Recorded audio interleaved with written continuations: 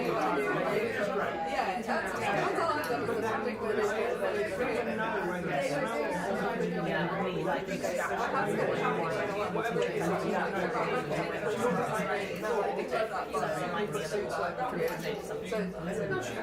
I mean, I think that's how, but then I'm also because it's like that.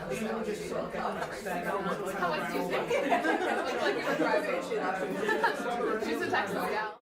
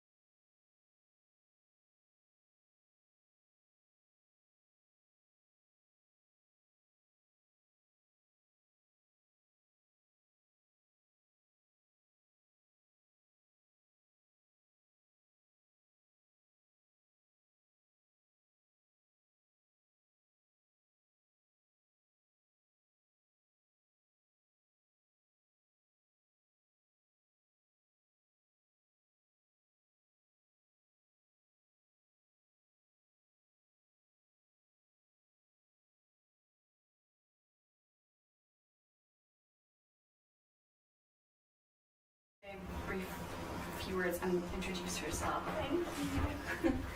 Hi everyone, I'm Lucy Akshak. I'm the Student Wellbeing Officer for Archaeology. So I just wanted to come along today and kind of say hello to all of you. I know you're not all on King's Manor campus all the time, so you might not have seen posters and things. I am working on that. But I just wanted to kind of give you an overview of my role. So I am here to basically help navigate students through any of the support services available to them during their studies. That applies all the way up to sort of PhD level, so it's not just undergrads. So if there's anything like whether it's a personal issue or academic issue that you're not quite sure about at any point during your kind of time here at York, then you're very welcome to come and meet with me or go through the options.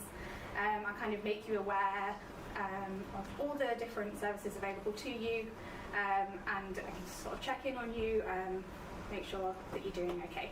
So I just wanted to explain why I'm here, in case you're like, who is this woman in the audience who doesn't know what I'm talking about? That's me. So yeah, my posters are up in King's Manor. I'm going to be putting some up in Paleo Hub and bioarch as well. But if any of you would like to speak to me, then you can always ask your supervisor and they should be able to pass along my details. So thank you very much. Thanks for the 2 minutes. And yeah, I'm really happy to be here. Thanks. Yeah, on that note, I thought, Sorry, it's a what do I have mic. to do with that? It's just a microphone, yeah. It'll do like that, yeah. Yeah? Yeah. Scared technology. I thought I'd just introduce myself quickly. I'm Kim. I'm in the last year of my PhD, and I'm from Paleo Hub, which I realise a lot of you don't go to Paleo Hub very often. So there's archaeologists in Paleo Hub. Many of you are here. There's also the Functional Morphology and Evolution group. A few of us here today, a few of us are going to speak in this session. And we are sort of a lot of human evolution kind of people, also paleontologists and zoologists, but we all sort of look at bones and form and function and anatomy. And I just thought I'd say that, so if anyone's ever stuck on that kind of stuff, it's not really your thing and you'd like to talk to someone who knows more, there are a bunch of us in Paleo Hub who would be more than happy to help you guys out. Cool. Great, okay, we're going to run the session by having 3 speakers and then a gap where we'll have questions. So if you have questions for the first few speakers, if you can note them down or mentally block them, and then we'll get those guys to come back up for that little break. Yeah, so we have 6 amazing speakers. So our first speaker today is going to be Catherine, who's going to be talking to us about autism in the Paleolithic.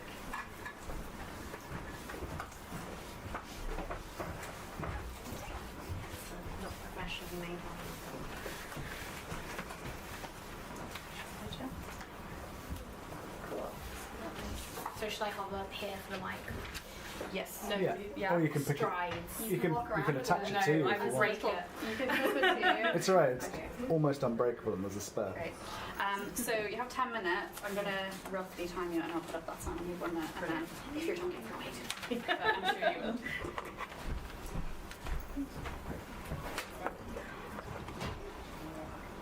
So autism is something that most people have someone that they think about when it's raised as a topic. It might be a family member, a friend. It could be a fictional character such as Sheldon Cooper or Rain Man or Spencer Reid from Criminal Minds. And some of you, I'm pretty sure, are thinking of yourselves. When I say I do autism in the Paleolithic, it doesn't matter if you're an archaeologist or not. If you're not an archaeologist, I've probably said the Stone Age just for ease. But I'll get a, what? How? But it's not visible on the skeleton. I'm like, exactly, it's not. Although a few people seem to think it is. It's not. This means that I have to use a lot of psychology, and something that I've noticed is psychology is not particularly great. It's really difficult to say, hey, I'm going to take something that's perceived as a disability in a modern society, and I'm going to try and apply it to an evolutionary context.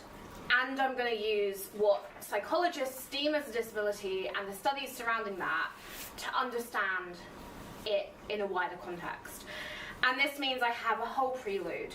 The autistic community is gaining traction, and I think that's great. I think we need to remember that there are not just autistic and ADHD people in terms of disability. Just because you've turned the lights down doesn't mean you've ticked all your boxes. But it is really nice to see the increase in neurodiversity being acknowledged. The language used is a big thing. This is something I get asked about a lot. I will be using identity-first language, or autistic. Ultimately, everyone has their own opinions. That's okay. We're not here to argue. I'm not a psychologist, and I keep getting reminded that as well. I just want to do a real quick overview on the traits that we'll be discussing. Things like hyperfocus, which is where you can get really into something. Memory and special interests. You may have seen the penguin walking stick. There's penguins everywhere if you're near me. That's an example of a special interest. Another one could be, archaeology. Great. And emulation. This is something we're going to dive into a bit more. I'm imagining not all of you know what that is. So, the biggest barrier to my research so far has been that fun little psychology guy. And there's so many issues with our understanding of autism. We cannot accurately diagnose everyone. In fact, my diagnosis was lost, and then when they re-diagnosed me, they had to go back a book because they wouldn't have diagnosed me with the current tick box system. So there's a lot going on in terms of psychology. There's a huge genetic component to autism, and again, we'll cover that more. But 92% of myozygotic twins, so identical twins, if one has a diagnosis, the other one has too. So there's only an 8% likelihood of that not happening. When you're researching and talking about autism, it's really important to acknowledge the fundamental issues that we're facing. And what I've tried to do with my PhD is go, hey, first and foremost, archaeology is not recognizing neurodiverse people in their research, but also research into autism is not engaging autistic people, many of whom have plenty of loud voice. Take myself as an example of that. But also, just because you can't verbally speak doesn't mean you aren't able to communicate. And again, this is a really big thing when it comes to talking about our evolutionary past. Before we had the complex languages that we had today, would it have mattered as much if you used a little bit more of your body language in terms of trying to communicate? Possibly not. So, let's get into the actual archaeology. The genetics associated with autism, we haven't fully sequenced a genome yet, and there's a whole load of questions about whether or not we should, are found in chimpanzees and Japanese macaques. So the chimpanzee statistic, 9 million years, pretty standard. Japanese macaques, we're talking 30 million years. I don't know how many of you are particularly well versed on evolution, but if something's been around for 30 million years, it's at the very worst a neutral trait. It's not a negative trait. We could not have survived for this long. I would not have existed with the autistic genomes in me if we had 30 million years of people like me. As awkward and as awful as some of my experiences have been, there is something in this. So at this point, we can start to reevaluate evidence. It's part of diversifying the curriculum. When you ask an autistic 5-year-old to draw a horse, they know that when you look at a horse, you don't see all 4 legs at once. And this is where you get, I can't draw like that, but when you ask a neurotypical or a non-autistic, they know that a horse has 4 legs. Neither of these interpretations are wrong. They're both different, but they're both right at the same time. And this is the basis I'm building the PhD on. Autistic people, it is a disability in a modern society, but we have been around for a really long time, and we think differently. You can start to see it in engravings, even tools. There's some pear-shaped lithics from France that don't appear anywhere else. And this might be, going back to that emulation word. So what do I actually do? Fun fact, I've got a live survey if anyone wants to fill it in. Anyone over the age of 18 can. Just if you want to scan that whilst I'm talking. So re-evaluating data is at the core of what I'm doing. Psychologists will say that autistic people have an imitation deficit because we don't copy things properly. But when you actually look at the evidence, you can start to see that neurotypicals will over-imitate. They'll actually repeat actions that are shown in the study to be redundant and not needed. This over-imitation is really important for risky behaviours. Things like hunting and cooking, where you could poison people or accidentally die. But emulation, which is what autistic people are more likely to do, which is where you might change a step, you might change a behaviour, you might change the overall outcome, leads to innovation and, in some cases, even invention. Something that is also really, really important. Both of these behaviours have their time and place, much like both autistic and neurotypicals have their time and place. By looking into modern surveys and asking questions such as, how do you feel about this? Were you comfortable here? What do you prefer to do this, and how and why? I can apply this to the upper Paleolithic. Again, for those of you not overly versed, our brains evolved 300,000 years ago. Not a huge amount has changed since. If you were to kidnap a child, wouldn't advise it, safeguarding issues. But if you were to go back in time, kidnap a child and raise it in the modern era, the biggest issue it would face is probably racism, because we weren't white back then. They will be thinking and feeling the same ways that we do. So we can start to apply our knowledge of modern people. I also make sure to actually work with the autistic community. As I've said, you Google me, you come up with autism stuff. I am autistic, but I am also just one person. I often get people say to me, oh, you don't seem autistic, or, oh, but I have a 5-year-old nephew that's autistic and you're not like them. And then they're surprised when I point out I'm not a 5-year-old boy. In fact, I never have been. And there's so many things that influence our world and our society. I've begun to write up potential experiments, which whilst this PhD won't have time to do, there's so much there for the future. Things like seeing how different groups work. For example, if you were to get an autistic group, a neurotypical group, and a mixed group, what would the outcomes of these be? You might hypothesize that a lot of studies tell us that neurotypicals and autistic people don't understand each other. And whilst that's painted as autistic people not communicating properly, autistic people understand other autistic people. So the issue isn't autism, the issue is not having things that fit each other. By understanding this kind of thing, we can begin to recognise neurodiversity throughout our entire history, and going further back than that. We can also apply this to a modern society. I've done a lot of learning behaviours and learning preferences. I was once asked, what would you change about the education system? And apparently everything wasn't the answer they were looking for. But let's be honest, the education system doesn't suit neurotypicals. It doesn't benefit many people, and even those of us sat here who have clearly ticked enough boxes, jumped through enough hoops, are probably really able to think of things that we should and could change. Let alone for neurodiverse people who don't tick the right boxes, or don't know how to keep their head down, or don't know how to stop stimming. This PhD has actually helped me really understand myself and why I don't really get it sometimes, and why I feel really uncomfortable in other places. And why I really prefer my cute little queer board game group over working in a bar with a load of neurotypicals. Because there's so much we can learn from our past, as I'm sure you all know. And yeah, hopefully I've given you a bit of an insight into autism and why we should begin to research it more. Thank you.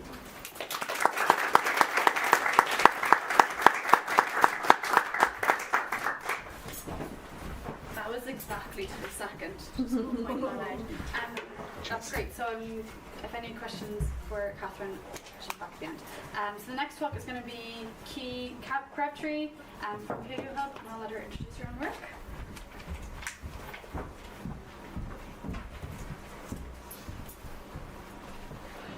Have to figure out which one was yours. So I'll Can we get presenter view on, or is probably.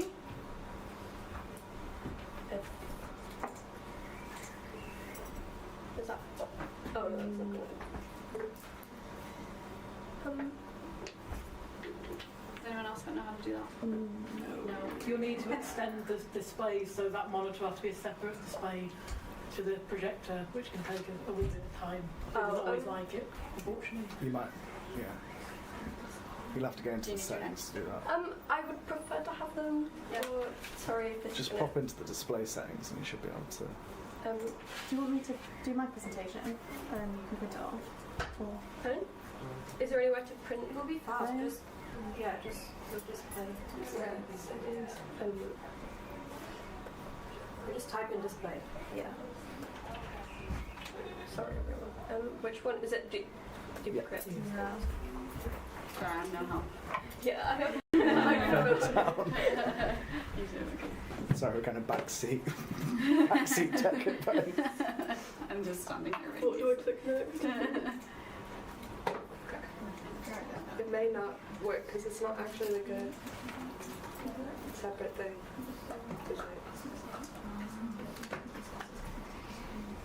I have my laptop if you just want to pull it up on there. Yeah, here. My laptop's open. I have my laptop with me with my notes, but I have the folders open already. Whatever. I'll just wing it. No, you can figure notes out. Don't worry. Don't stress, yeah.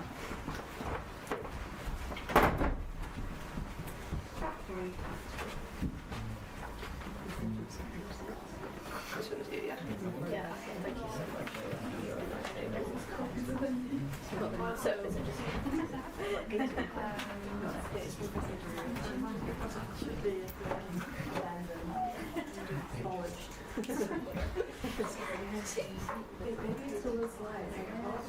Cool, so 10 minutes, I'll hold up this line when you have 1 minute left, no stress too. two displays? Oh, it doesn't make Okay. Yeah. That's not. Hi, so for everyone that doesn't know me, I'm Key. I'm a master's student at HIM, so I'm in Paleo Hub, and I'm going to be talking to you today about my research that relates to human craniofacial crystallization and masticatory loading. So I'm just going to do a bit of like biomechanics 101 just to get everyone up to scratch with where I'm at with my research. So the musculoskeletal system is a complex system of levers, so where the force that muscles produces acts as an effort, the mass of a body part acts as a load, and the fulcrum is a joint, and these systems function together to produce movement.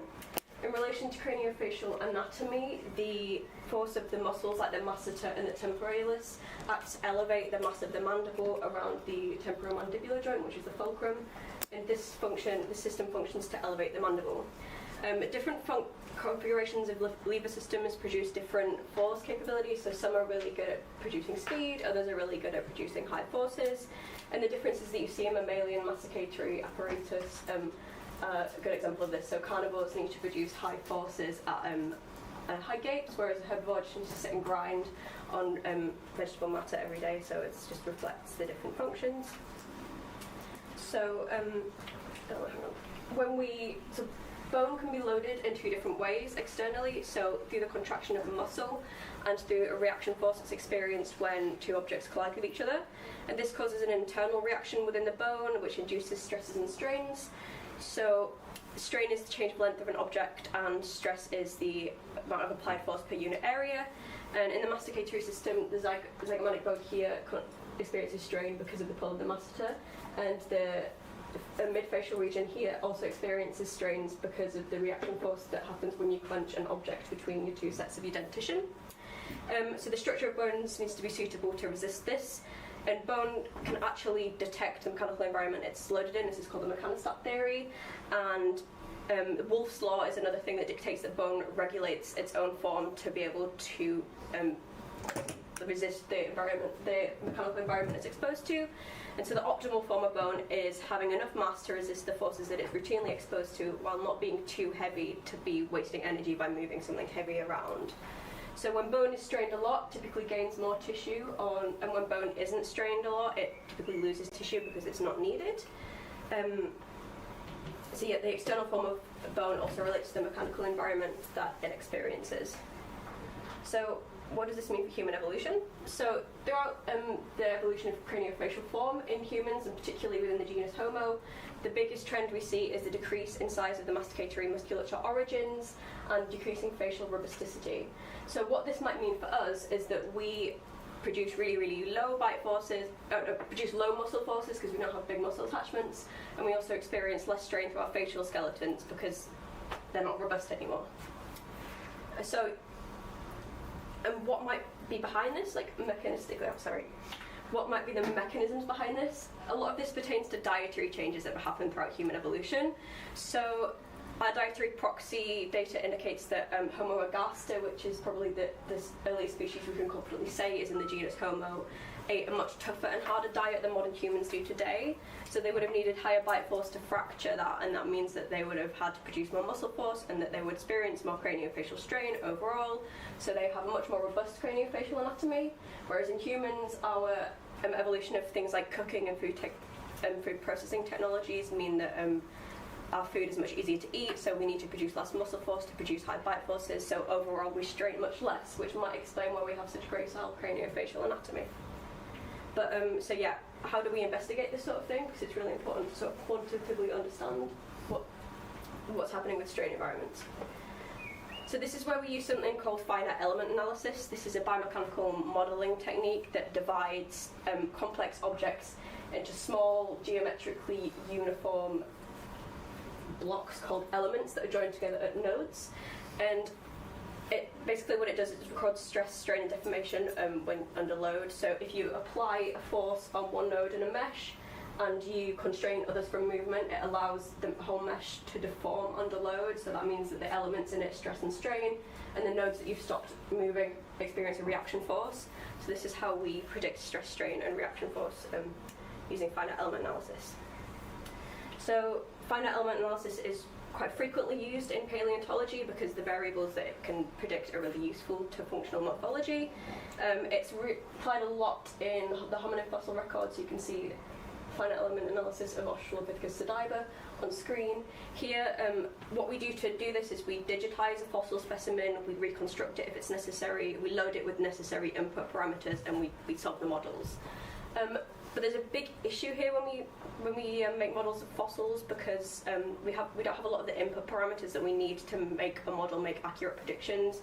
So we don't know anything about muscle force, and sometimes we can't even estimate like vector orientations. And there's also an issue with uncontrollable differences in shape, because how can you compare two models that are of completely different shapes to understand specifically what features are inducing differences in the responses? So yeah, this is a big problem for us. So what do we do to combat this? We do something called experimental finite element analysis, where we use virtual anatomy methods that utilize geometric morphometrics and landmark data to digitally manipulate the surface of digitized fossils. A lot of the legwork for this has been done in our research group, but also the work on screen by Justin Ludger et al. They do this quite a lot. It's been applied to Homo heidelbergensis from work in our group, and obviously with Australopithecus sediba here. But early Homo and Homo ergaster is yet to be sampled, and it's also obviously a really important time period.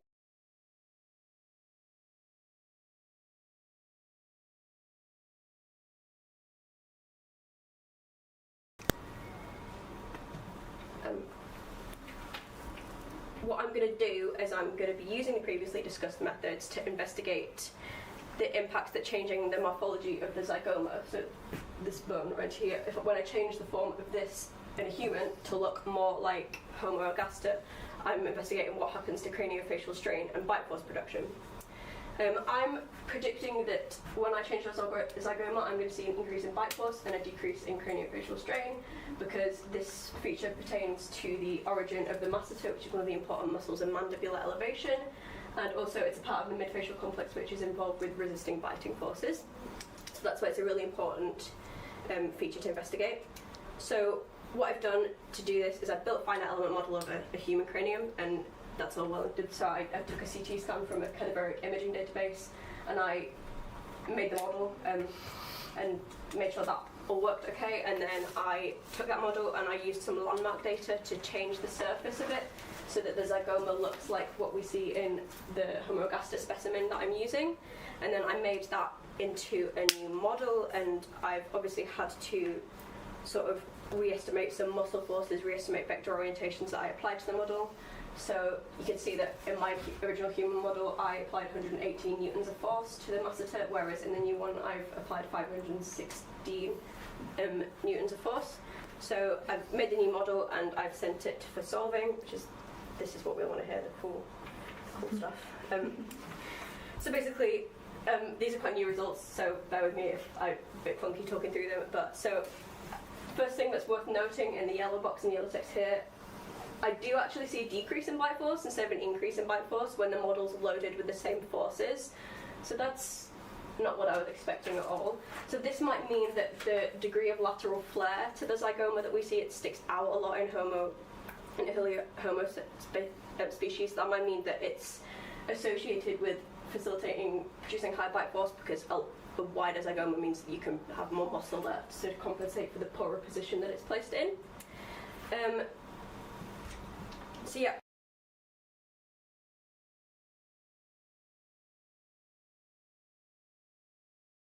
Its anterior face and in the zygomatic alveolar region, and also through the frontal process of the maxilla.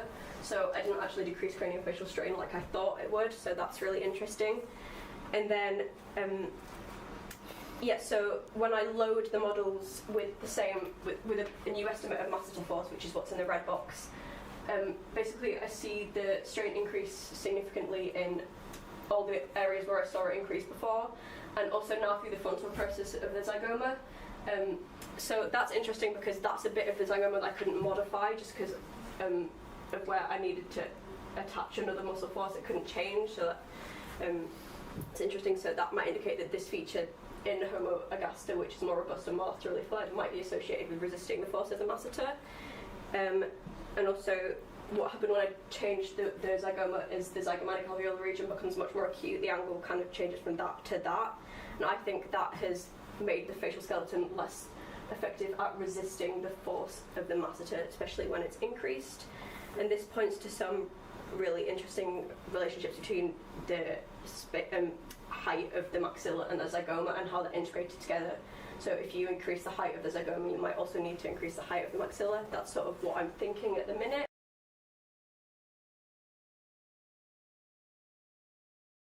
The features present in the face to reinforce against it.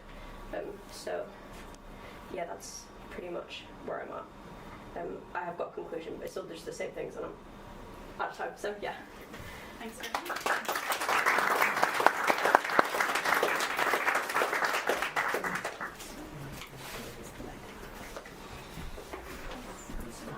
you. Oh yeah. Thank you.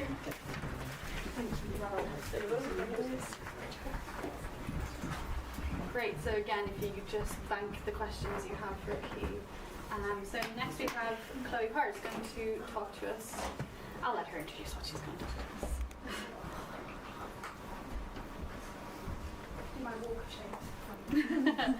Walk of excitement. fame. It's too hot. So I've got a sign that says 1 minute left, which I'll show when you have 1 minute left, and then a big stop sign if you've got too much sign. Great. So my presentation is about aggregation of the Paleolithic, art within its landscape, and the social significance of major art locations. So in this 10 minutes I'm just going to be going over part of my master's research and how I'm using it as a foundation point for my PhD. Some of these case studies and how they keep the focal point of my new research. I'm then just going to take you through how I intend on using case studies like that to answer the questions for my PhD, and the methodology that I'll be using to provide a more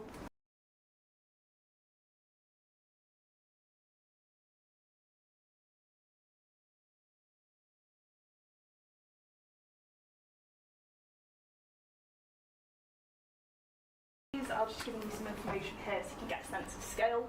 I compiled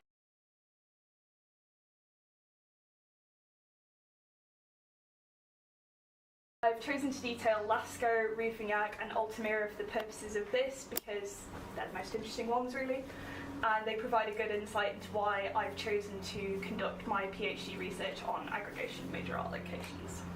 So Lascaux Cave, or Grotte de Lascaux, which some of you might be familiar with, is a cave network near the village of Montignac in Dordogne, southwest of France. The cave contains more than 600 paintings, and the painters utilise ochre, hematite, goethite, charcoal, albeit sparingly, and more in order to create the artwork. Red, yellow and black are the main colours seen at Lascaux, and in some cases the rock surface has even been incised. More than 6,000 figures are contained within Lascaux, 900 of which are identified as animals.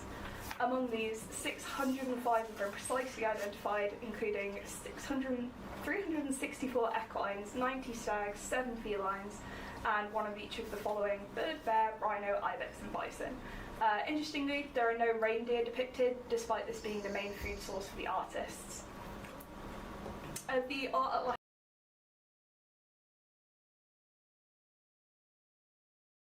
at equines and the namesake of the section, aurochs or bulls. The largest of the aurochs measures just over 17 feet long, the largest animal discovered as of yet in cave art. Lascaux contains one of the only depictions of humans in Upper Paleolithic cave art. Human depiction is quite rare, with representations of humans being far more common in the forms of hand outlines and finger flutings. The Birdman of Lascaux in the Shaft of the Dead Man is what appears to be a human male figure with the head of a bird. So it's just a so hard to say, megaloceros, and some abstract signs at Lascaux for you to see there. And the next one is Ruffignac, which is also in the Dordogne. It contains 224 animal and human figures, including a bear, 10 woolly rhinos, 158 mammoths as well, which is just about 70% of the animals depicted there.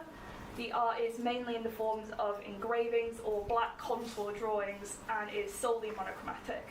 André Leroy-Guérin, a French archaeologist, attributed the art style to his style because positing that they therefore belong in the Middle Magdalenian around 13,000 BP. There's also 17 tectiforms and 6 serpentiforms, like snakes, seen at Ruffignac, along with finger flutings, which it has been revealed were largely created by children as young as 3 years old. So next we've got Altamira, which is my type site, which is in Cantabria, northern Spain, near the town of Santillana de Mar. It's about 1,000 metres long and consists of a series of chambers and passages. The art contained within Altamira is found throughout the entire length of the cave, while the actual occupation itself was limited to the mouth.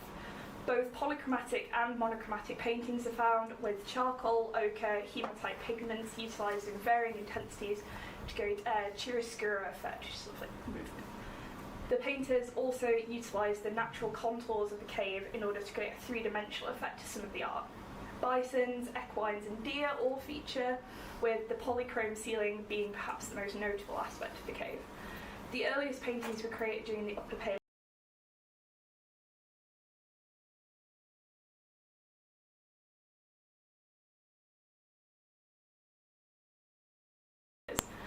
and a red dotted horse outline in the Teco de los Podocromos chamber dated to around 22,000 years ago, establishing a span of more than 10,000 years. So why did I use Altamira as a type site? Well, there's already existing suggestions of it being an aggregation site, as an author called Conkey remarks, who did most of the research into Altamira as an aggregation site. The actual location of the cave was really beneficial to hunter-gatherers. It was proximal to the resources of the sea, estuaries, the rolling woodlands, some of the more sheltered woods and hollows, and of a large river about 2 kilometres to the south. There are hearths, molluscan deposits, phalanges of red deer, and remains of other mammals, which altogether suggests that the cave was used for daily activities related to subsistence.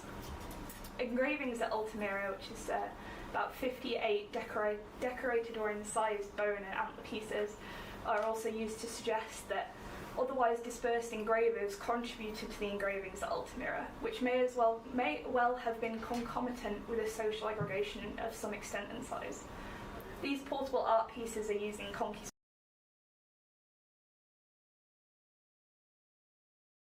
context and subsistence activity at the caves were used to further develop her arguments for aggregation and investigate how applicable those ideas were to the caves in the data set. So, there's just a lovely bison there for you. So it's evident from an overview of these sites here that each of them were occupied and utilised for the creation of art, but why? The most notable aspects of these caves, and the reason for my further research, is the surrounding geographical area of each of the caves that would suggest they provided excellent occupation points. Their height above sea level, for example, would have provided an excellent vantage point and refuge from inclement weather. I mean, Altamira's name literally translates to high view, and when you look at this photo, it's pretty clear why. Rufignac as well would have been about 200 to 250 metres above sea level during its occupation. Even Lascaux would have been about 150 to 200 metres above sea level. The utility of these high points for hunter-gatherers cannot be understated. For hunting, surveying the landscape, the weather, the animals, due to this, it's a pretty reasonable suggestion that good spots like this would be pretty difficult to keep other groups from finding out about, so presumably not wishing occupying a cave. From there, perhaps socialising sprung up, and these sites became known as large shelters where multiple groups could gather, leading to the aggregation I'm researching. So, what next? My PhD is aiming to assess whether Paleolithic rock art sites were a focal point for human aggregation by bringing in their wider landscape context, like you've just seen, into the analysis of rock art sites of multiple use, utilising ethnography as well to develop our understanding of the common characteristics of aggregation sites, and investigating whether there are patterns in the features of repeatedly used rock sites. To do this, I'm going to use GIS to consider the views, the rivers, the resources, the communication links as well, and integrate this data into the archaeological evidence for these particular sites. I'll be comparing the prehistoric data set with the available ethnographic data, which will include cross-cultural ethnographic research, and examine the key characteristics of large social gatherings, including location and activities conducted for many modern-day hunter-gatherer societies. Both of these methodologies are going to be applied to a far larger data set than that of my master's to hopefully get a more well-rounded understanding of interpretations. The research only started in November, so with some luck I will hopefully be able to show you some findings this time next year. So thank you for listening.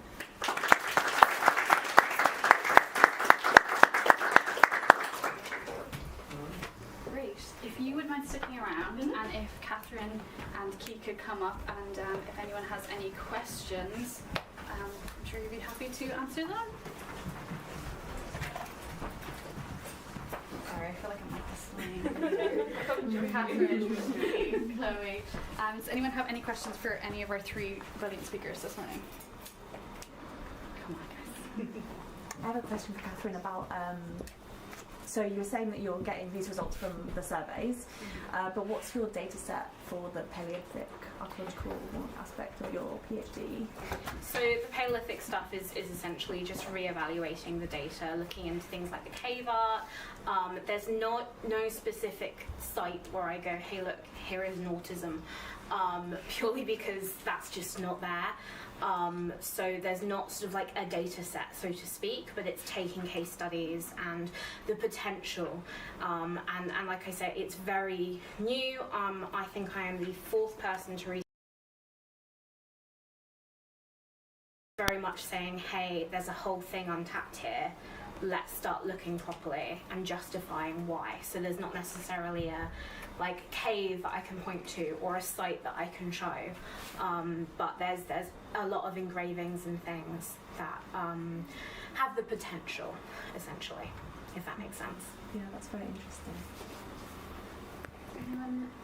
I have a question for you also. Due to increased levels of reduced levels of genetic diversity through inbreeding, do you think that would have increased the levels of neurodiversity? Because if, as you said, it was highly genetic with twins and stuff, but if you're in a small community and basically everyone's related out of 20 people in a hunter-gathering society, do you think that would increase the levels And it wouldn't really be a problem because they all live in that group. I think it's difficult to know. So whilst we know that autism is genetic, it has, in theory, 1 in 100 children are diagnosed in the UK with autism, but that's not taking into account them undiagnosed, all of these things. And I think not necessarily increasing it, but in even 100 years ago, let alone in the Stone Age environment, my friends I've made.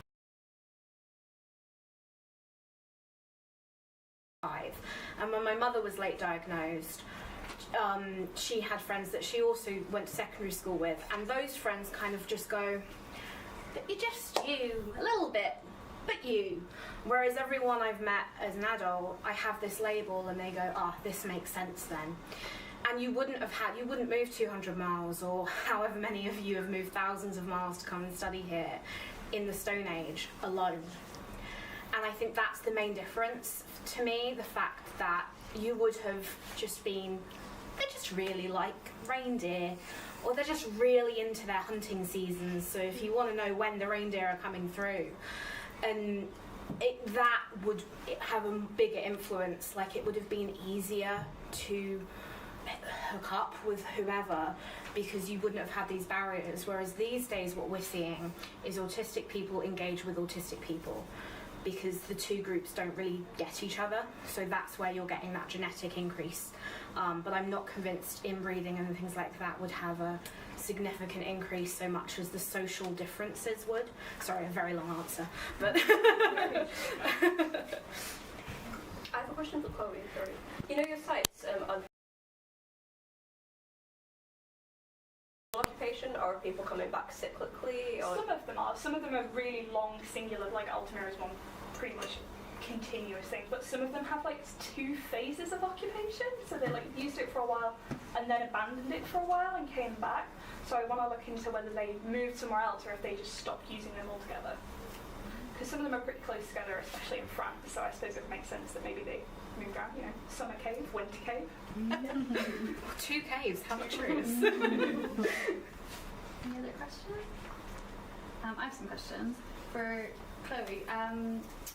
This cave, you talked a lot about the animals they depicted.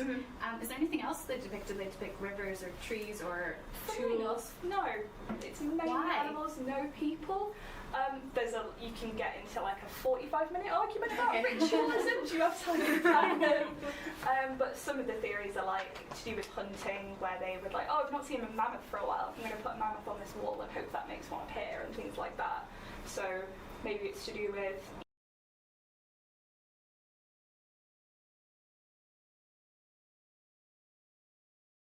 but a leopard's probably more interesting. And a question for you, Koo. You were talking about Homo ergaster. You'd use that one to morph your human. Why Homo ergaster? Why not the other Because that, to me, other people would disagree, but I think that's personally the first specimen, or first kind of species you could confidently say would be in the genus Homo.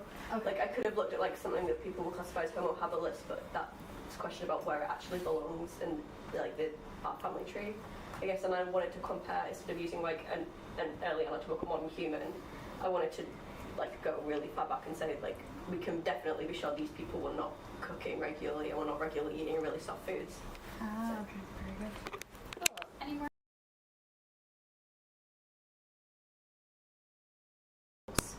Do you ever see any difference in the right and left changes? Because I've seen from human craniums that sometimes I don't know why, but maybe because they have bad dental hygiene on one side of their mouth, then that means that the height of the maxillary zygomatic process is smaller on one side than the other. I was wondering if you so my sample size is n equals 1. Okay. So I've got one human that I'm modelling and making look like one fossil. But you definitely see loads of interspecific differences in human bite force, depending on all sorts of factors like sex, dental hygiene, ontogeny, sort of there's loads of stuff. Model depending on the point of the dental row, which is really cool. So yeah. Any more questions for any of our speakers? Great. Okay, so round of applause first.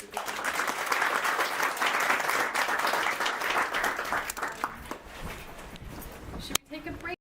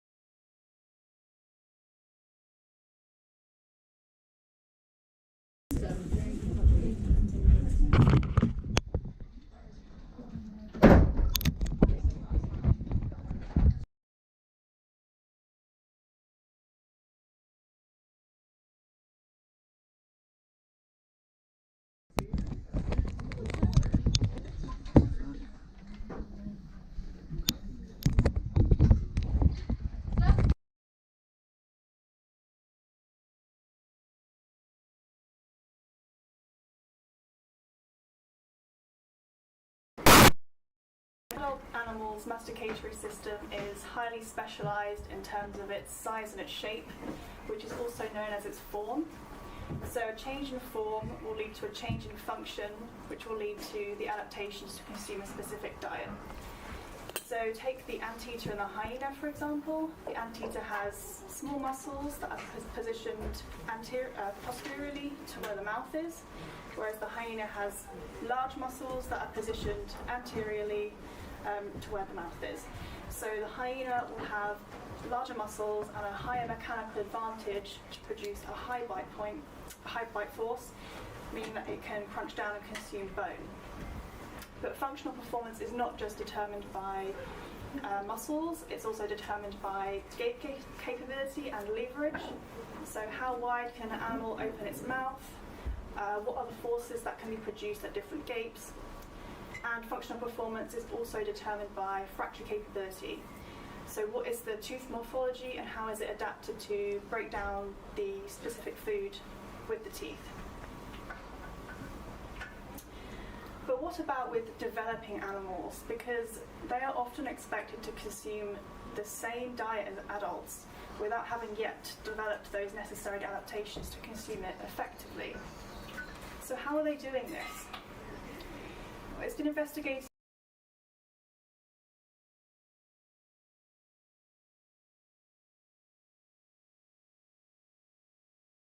just like its adult counterparts. And the reason it can do this is because the temporalis muscle is positioned much more anteriorly, so it has a greater mechanical advantage and can produce a high bite force with smaller muscles. This has also been investigated in circassilis monkeys, and when they are weaned, they consume the same hard seed for the rest of their life. And juveniles can do this because their teeth are much sharper, so less force is needed to fracture this food item.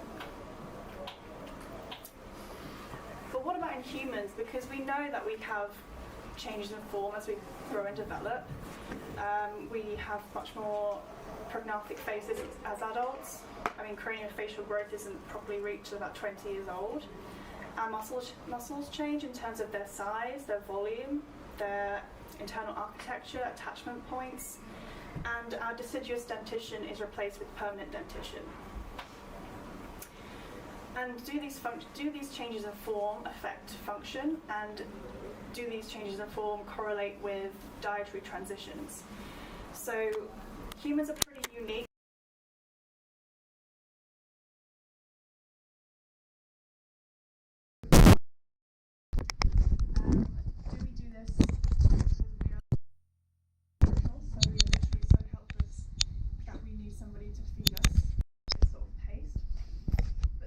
Humans are doing something that's pretty unique and other ape species aren't doing it.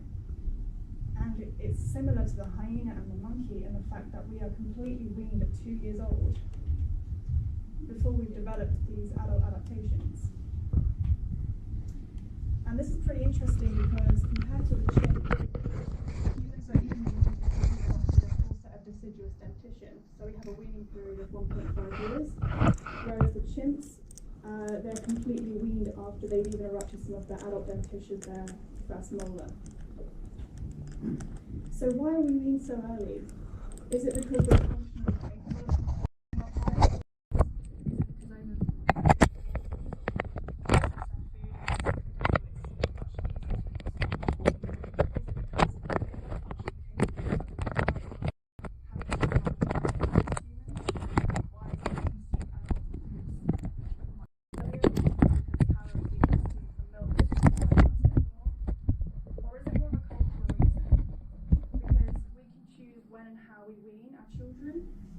and this is influenced by a number of socioeconomic factors. So is it just culturally unacceptable to sort of breastfeed our children for more than 2 years? Is that the only reason? So the first chapter that I've sort of been collecting results for is chapter 2, and I'll be looking at the functional capability part in how bite force and mechanical advantage change during growth and development in humans and chimpanzees. So why am I bothering to do this? Well, there's hardly any bite force data that's been collected for juveniles sort of under the age of 6. Much research has been conducted looking at how form changes during growth and development, but hardly any research has been conducted looking at the functional capability at each steps within those changes. And we can only really begin to understand hominid life histories when we can look at our own life history and properly understand. So a couple of preliminary hypotheses. There'll be a stepwise increase in functional performance when we begin weaning, which is 6 months in humans and 2 months in chimps. And there'll be another jump in functional performance when we have finished weaning, which you can see with H2 on the screen. And to do this, I'll be using modelling instead of collecting bite force data in vivo, just because we can then collect data for a whole range of individuals, and it eliminates some of the problems that are incurred through sort of in vivo data, like you don't know that somebody's going to be biting down maximally, and for little babies, it's just impossible that they will be doing that. So far I've collected 22 female CT scans from the New Mexico database. This database allows researchers access to full body CT human scans. I've collected a developmental series from about 6 months to 32 years.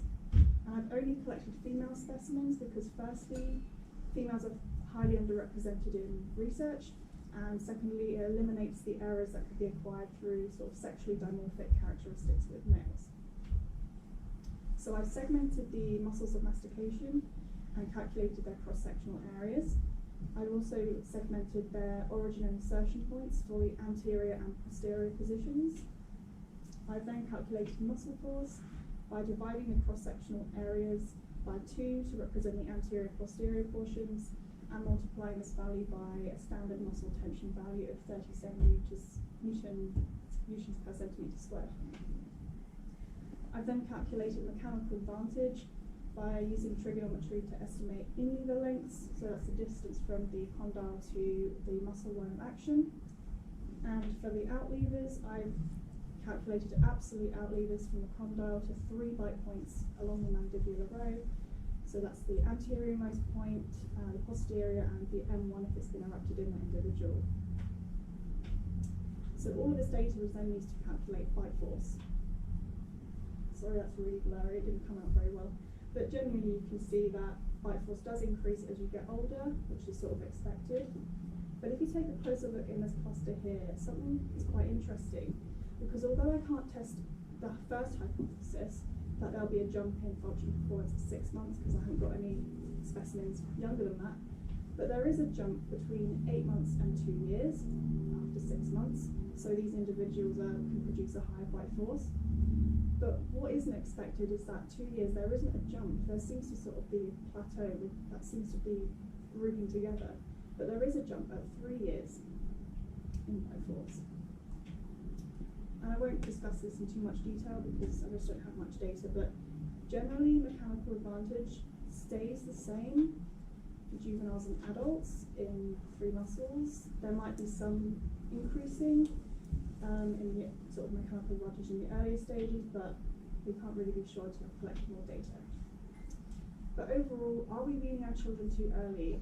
If they're producing a high bite force at 3 years instead of 2 years, perhaps we need to think about whether we are functionally capable of consuming a diet that's quite challenging, and are they ready to consume our diet? But my next steps are to collect much more data, to repeat the methodology on chimpanzees, and to then investigate the fracture capabilities of the teeth, because I think we could get some really interesting results there about why they're functionally capable. So yeah, thank you very much for listening.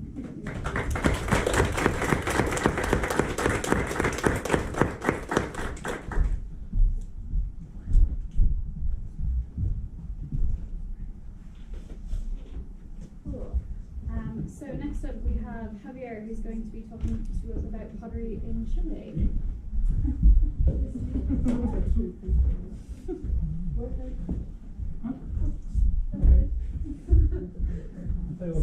Sorry, Javier, you present 9 minutes. No, it's fine. I had to change something, but I want to.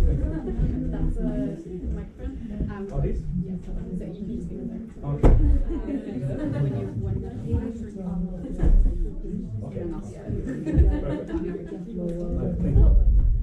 Well, hello everybody. My name is Javier Montalvo Cabrera, and I'll be presenting part of my results from my investigation based on the use of pottery throughout the ceramic period of southern Chile, Araucanía region. Just to start, a bit of background. So the ceramic period in southern Chile or Araucanía is divided into two main moments. The early ceramic period, which is mainly based on hunter-gatherer groups who recently adopting pottery technology, and the late ceramic period, which is mainly associated with important sociocultural and economic changes in these groups, where pottery was also used possibly associated with other practices such as intensification of food production, and also intensification of sedentarism and important demographic upsurges. The study of pottery in this region, however, has always been associated, and this is what I wanted to change it, put it opposite, so cultural historic categories based for the analysis of these groups. Although these cultural historic categories that have been built traditionally in archaeology of the region have been useful for us to understand the archaeological history of southern Chile, it has created certain bias and limitations in order to understand the cultural diversity that we can see not only between periods but also between different points of this region. So that's why we're asking ourselves what was pottery used for, and also whether there were any differences on the use of pottery between different areas of the Araucanía. So the Araucanía, located in southern Chile, but actually the term Araucanía is mainly referred or was brought by the first Spaniards arriving into the region in 1550 to call all the area south from the Biobío River. You can see the Biobío River there, that also was inhabited by the people that are the ancestors of the current Mapuche people. So here I'll be working, well, I work already, two sites from the Central Valley, San Miguel de Renaico 5, and Catalanes Cave, or Cueva de los Catalanes, and also some coastal sites from Moch Island, the furthermost island of the coast of the Araucanía. So just to give a brief description of what these people were using by then. So people from the valley, they counter themselves having, so this region in general is well described to be of intense or high endemism and diversity of different types of plants and animal species. The overlapping of two main macroclimates of the Mediterranean coming from the north and the temperate conditions from the south, from the Patagonian fjords, create all this overlapping area that allows this mixed forest with diversity of different resources, and also all the rivers that are formed in the Andes that go towards the sea gives the region a big system of freshwater resources. On the other side, Moch Island is located within one of the most productive upwelling systems of the world, the Humboldt Current. It gives a big diversity of marine resources to the people living there, and also local edible plants from the temperate evergreen forest from Moch Island. And also people during pre-colonial times were breeding their own crops and certain socioeconomic practices and importing or translocating cannabis when cultivated for wild lands. Here we can see actually a photo, well not a photo, done by the Oliver North, one of the first Europeans running the island, where we can see what they would call chiefs of the land or chiefs with very long necks. So our pots in general most of them are pot shirts. Mainly in the valley, we have already assessed the transitions on the use of pottery from the early to the late ceramic period in order to see whether there were important changes in socioeconomic practices and the use of pottery. On the other hand, Moch Island were only focused in the late ceramic period because during that time was when farmers from the mainland moved to the insular territories, colonized these areas and brought their own stuff with them. So we do not know whether these migrations also imply a different use of pottery for these coastal farmers in the case of Moch Island. So organic residues analysis, some of you might be already familiar with this, with the extraction of lipids trapped inside the porous magic of ceramic containers after several cooking events using different organic solvents. So we choose one pottery fragment to take 1 to 2 grams of pottery powder. There are different extractions using organic solvents for them, the extracts to be analyzed through gas chromatography, mass spectrometry for identification of the compounds, and gas chromatography combustion isotope ratio mass spectrometry to get the carbon isotopic signal of the main alkalic acids in order to assess the origin of the organic residue. Briefly, because the results are even larger, in this case, for what it is, the data from the valley, we can see that most of the pots yielded lipids or lipid distribution associated with the use of plants. Pottery were mainly used throughout the ceramic period to process plants. Although there were also freshwater resources available, there were no aquatic biomarkers associated with the pots. Maybe in Catalani's case, we can see some input of ruminant carcass fat. And what it is quite interesting for the late ceramic period in both sites, San Miguel de Ranaico 5 and Catalani's cave, is that by the late ceramic period, we can see some pots used for processing plant commodities with more carbon-13 enriched signals associated possibly with the processing of C4 plants. In this case, this C3-dominated isotopic ecology would be maize that came from the north and arrived to southern Chile around this period. In the case of Moch Island, we see a similar trend. So most of the pots also use, and we found a lot of lipid biomarker, well, not biomarker distributions to be specific, associated with plant commodities and some also biomarkers. Still, we got some pots, not many, associated with the processing of aquatic resources. We have only one pot, as we can see here, for example, that it is within the references from marine resources. Still, we do have other, the ones in blue, associated with C3 plants. You could think that maybe this depletion of carbon-13 signal could be associated with the use of freshwater resources. However, the island, although it has fresh water, it doesn't have or holds a big community of freshwater animals or resources. Then what we are thinking is that there was intense use of CO3 plants mixed with a little bit of marine resources in the pots. So in the end, it's everything about plants. And the interesting part as well is that even though people were bringing camelids into the island, they were not processing them in the pots, or there's no conclusive evidence for that, which could be associated with maybe with other culinary practices being held by these people, local people. And these red dots over here also shows evidence for the processing of plants, now with more carbon-13 enrichment, possibly associated with the use of maize during this time. Yeah, we're getting to the end. So general conclusions and discussions. So pots throughout the ceramic period in southern Chile are very associated with a large diversity, beautiful diversity of the native mixed forests of the valley, and also in the coast, people were using pots mainly for processing the very large diversity of plants. Although in certain sites, such as Catalani's cave, we can see that possibly they were using ruminants as well. They might be associated with the use of caves in this, according to the ethnographic record, as places for reunions and important ceremonies. Maize for both areas, Moch Island coast and valley, was mainly possibly not considered as a staple food. Actually, according to the ethnohistorical record, maize was mainly used for the processing of production of mulay, which is chicha, commonly known, which is fermented beverages, although people would prefer wild berries or wild fruits for the production of these fermented beverages for different socio-political encounters. Moch Island, we didn't find any ruminants associated with them, although the archaeological record is crazy related with South American camelids. So what is it? Maybe, and again, the historical record tells us that people were also using camelid meat roasted or different culinary practices. Still, plants were the basic of the culinary uses of pottery in southern Chile throughout the ceramic period, at least for the valley and for the coast Moch Island.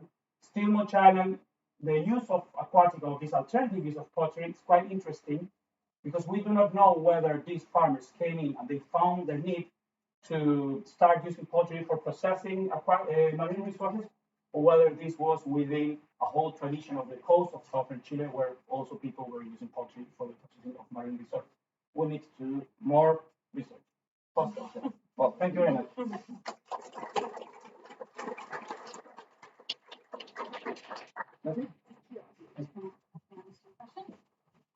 Great. So last speaker of this session is Elizabeth Hicks, who's going to talk to us about ceramics along the Sahara coast.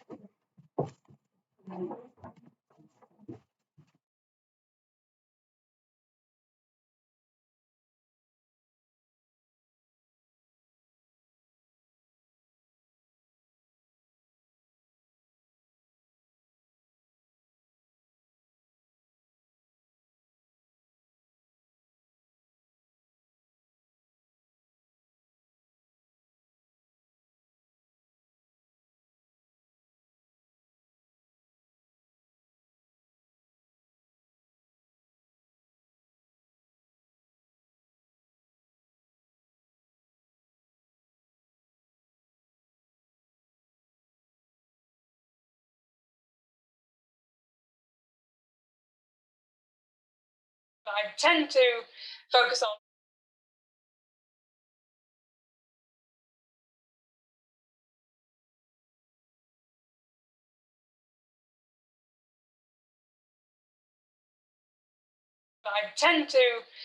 on death, bereavement, generally very depressing things. This is a bit of a tangent. This is no, it's Jeff. You can never understand my accent.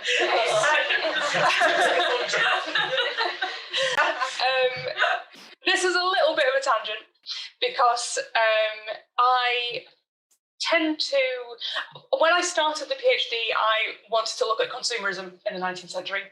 Then the pandemic happened and I couldn't do that anymore because I couldn't access any archives. So I started looking more heavily at objects. So this is a bit of a passion project to like satisfy the Marxist in me.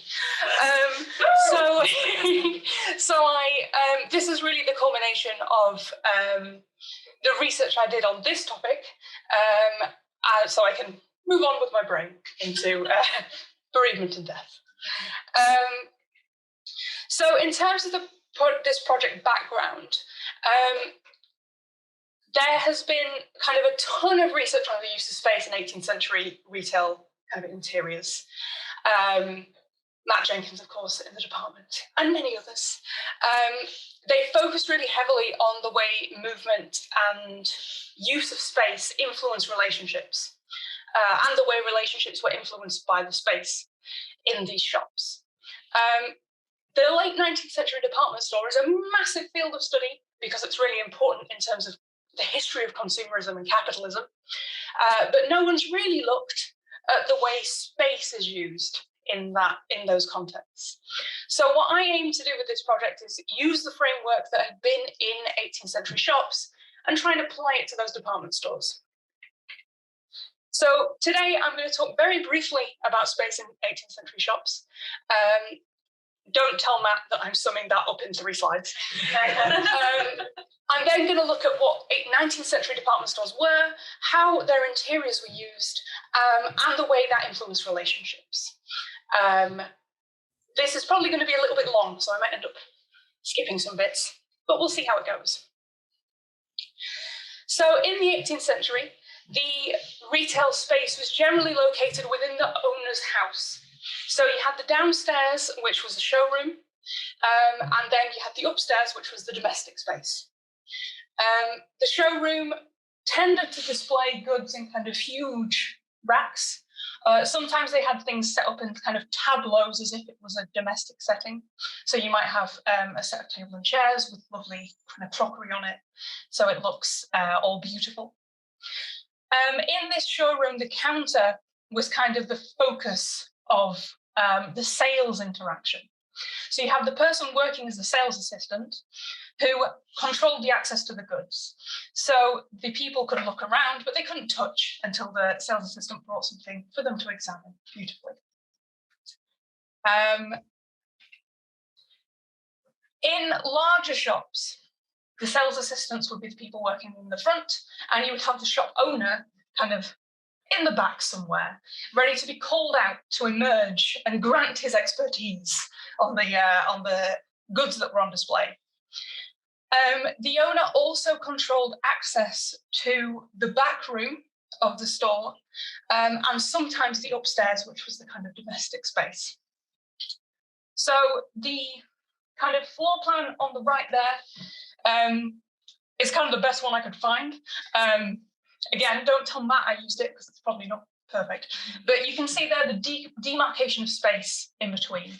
So we've got the front showroom, then space into the back kind of entertaining space, which served as a kind of pseudo-private / domestic space. So the back room of the 18th century store was the entertaining room. Within this period, the customer and shop owner would generally be peers. There would be people in the community who were of the similar social kind of status. They would also kind of probably know each other quite well. The shop owner could invite customers back. That might be to socialize, to take tea, to take stronger drinks. That could be just to kind of make that relationship stronger, or it could be to discuss sales in more detail. The kind of access to those private spaces was controlled by how close your relationship with the shop owner was, and also the perceived status of that customer. So it's almost like being given a boon, to get this access to this domestic space, and to also get kind of maybe better deals. He can show you stuff that's new in that he hasn't put out on the front yet. And it basically feeds sales. So it blurs kind of friendship and business. And it also creates a cultural practice in which the, might be a new slide.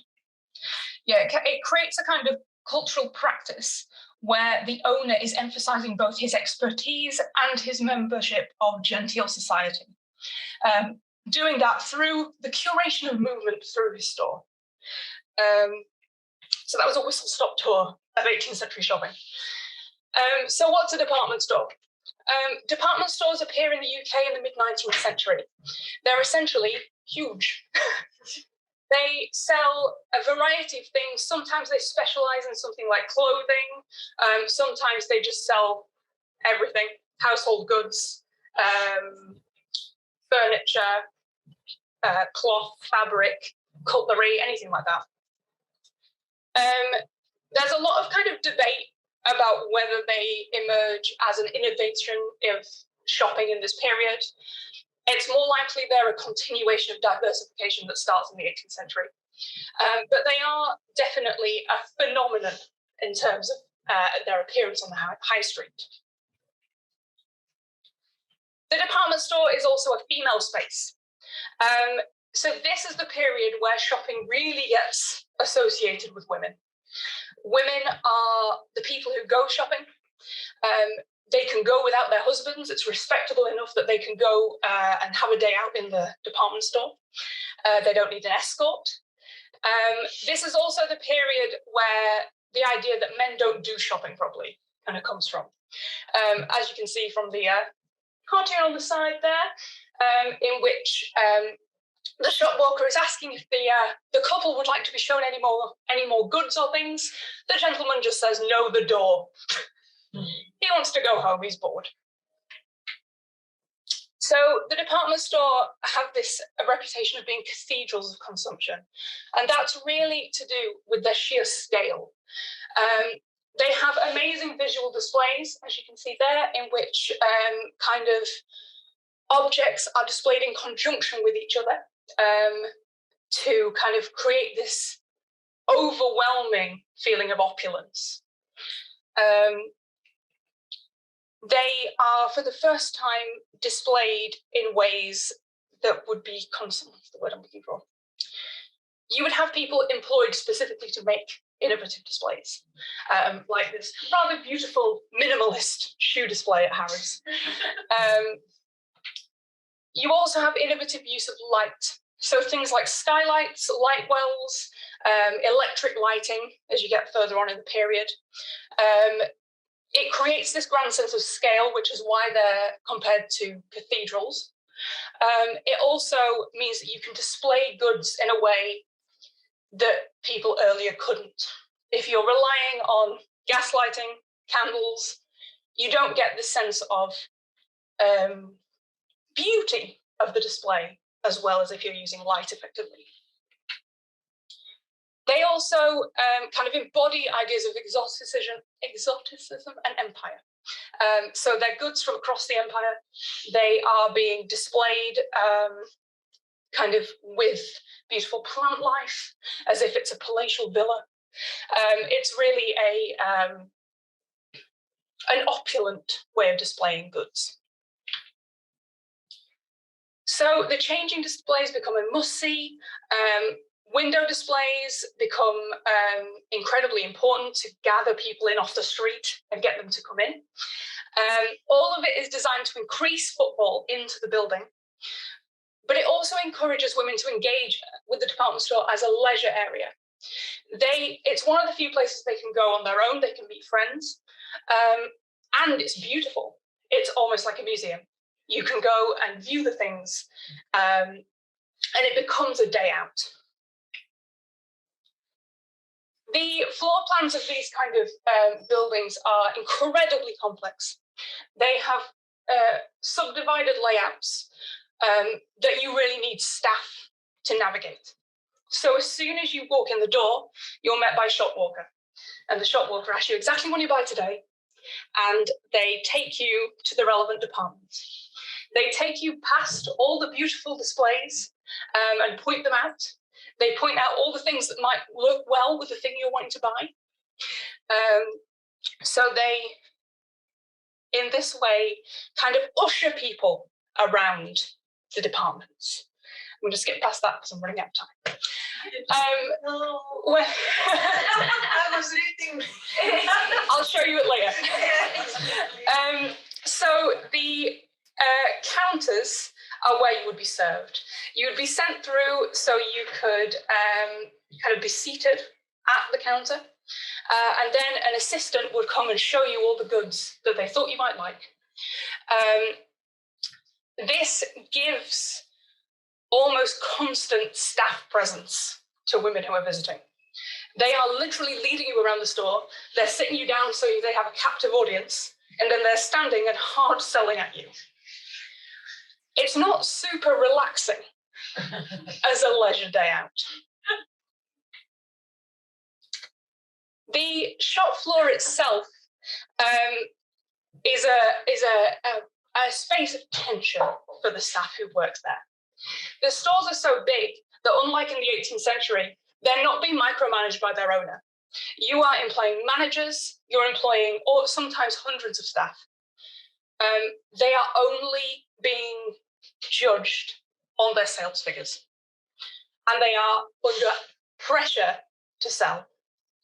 If you don't make enough money, you might be fined, you might have your wage docked, you might be dismissed.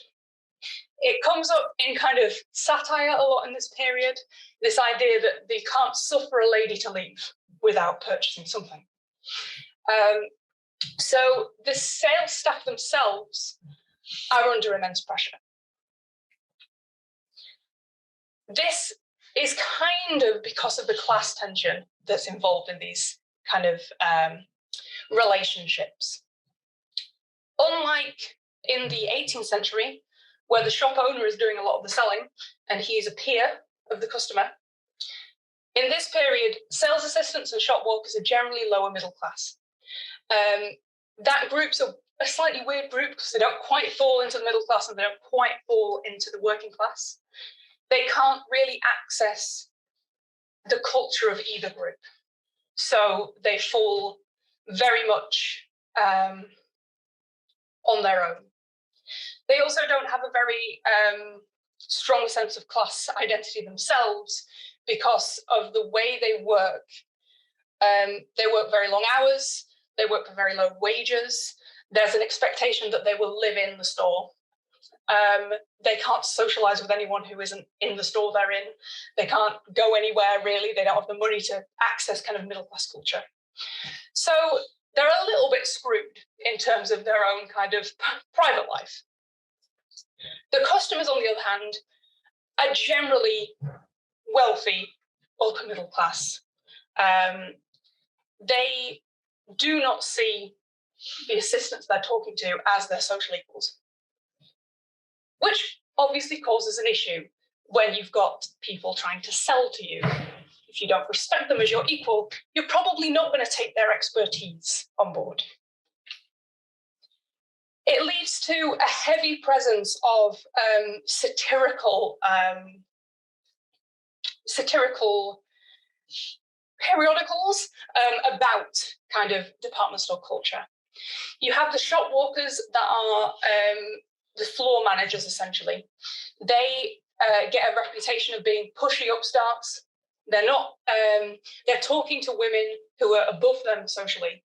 They're being very polite, very obsequious, but they're also demanding that you buy things and ushering you around the shop. They're also stereotyped as terrorizing the shop staff by continually looking over their shoulder while they're doing any work. The lady customers get stereotyped as being super demanding and changeable and basically wasting everyone's time. They'll get everything brought to them and then they'll sit there for 2 hours and then decide they don't want to buy anything. And then the sales assistant, unfortunately, gets reprimanded by the shop walker. So there's definitely a tension here in terms of the way the showroom is used in department stores. It acts as both a retail space and a leisure space. The staff have to sell, they have to make profit. The women want to take advantage of the freedom that the store provides. They can visit them and have leisure and meet each other. They don't want to be sold to. So how, as a retail owner, do you keep your popularity as a leisure space, but also make a profit? The answer is you take advantage of the problem that women have eating out. In the second half of the 19th century, there is nowhere that middle-class women can eat out respectably. They are not supposed to go in restaurants. Restaurants don't want to serve them. It is unrespectable for them to eat with men. So they feel very uncomfortable going into kind of masculine spaces. The restaurants also often didn't have facilities for women. There aren't any women's toilets, there aren't any washrooms, there aren't places they can deal with their children. As Matilda Brown wrote in 1869, London is singularly destitute of comfortable and respectable places where a lady may dine alone at a moderate price. So from the 1870s, department stores start adding cafes and refreshment rooms, which allow women who are travelling in to buy full meals. They become incredibly popular. They're ubiquitous by the 1890s. They often have several refreshment rooms within one department store, where you can get different food in each room. And they often have adjoining cloakrooms, washrooms, toilets, places where women can be sure that they'll have facilities they can access. They're designed to appeal to women. They're decorated in a very homely way. They're using kind of designer furniture for the period. They're often staffed with waitresses, which was not common. It was generally waiters who worked in restaurants. They also had entertainment in the form of music, again, usually played by women. So they're very much female-dominated spaces. Men aren't banned from them, but you probably wouldn't go in if you were a man on your own, because it'd be a bit weird. Again, Matilda Brown, writing in 1890, ball dresses are not something to be chosen in a hurry. You very much wanted to escape the high pressurized sales environment of the retail floor. You can't think about what you're wanting to buy because there are continually assistants telling you all these things they can offer. So the refreshment room offers a space outside the retail floor where you can exit the tension of the kind of sales environment and just calm down and just reflect a little bit. You're not being forced to buy things. They're generally located upstairs above the ground floor showrooms.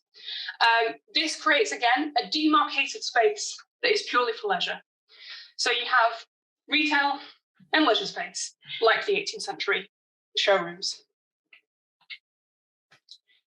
For women, as we've said, it offers a place you can go to eat. It offers a place you can get away from the hard-selling sales assistant. And they're pretty cheap because they're not the retailers aren't trying to make a profit off them because they're making a profit off their sales. So they are moderately priced and well facilitated, I think is the word. For retailers, they encourage women to stay in the store. If you're leaving in the middle of the day to go and find lunch, you might not come back. They don't want women to leave without buying anything, so they can just go upstairs, come back down. They're also located on the first floor, which meant that if you wanted to leave immediately after your dinner, you have to walk out through the sales floor again. And it allows the sales staff to collar you and bring you back in, so you don't leave without buying. The refreshment rooms are generally, interestingly, credited towards the owner. So when women write about them, they write about how beautiful the refreshment room is, how wonderful it is that they've provided a convenience for customers. They're not making a profit out of it, they are hosting you in the same way that a domestic setting might host a guest. So again, they're making kind of space for that idea of domestic elite hosting within the retail space, but demarcated from the sales floor. The choice of language is interesting in these places because it very much creates a divide between the sales assistants who are selling and the owner who is hosting. He is not being sullied by the lower middle class job of selling goods. He's hosting you in a beautiful domestic setting. So it again emphasizes the idea that the peer-to-peer relationship is between the customer and the owner. And it again emphasizes his experience as a genteel kind of member of society. There's a distance from owner as professional expert and a shift towards owner as member of the respectable upper middle class, which is a kind of interesting dynamic given that owners are no longer involved, particularly on the floor of the business. I'm going to skip that.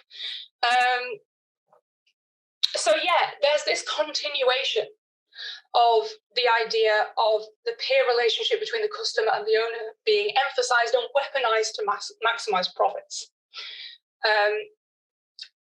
Those relationships are no longer face-to-face in the late 19th century because the shop's too big and you've got 4,000 customers a day and you can't possibly serve them all. So you create this elite domestic space where you can pretend that you are the friend kind of the the ladies who are visiting. If you want to read more, hopefully should be out next spring, hopefully. So yeah, sorry, that was a really whistle-stop tour. But yeah, thank you.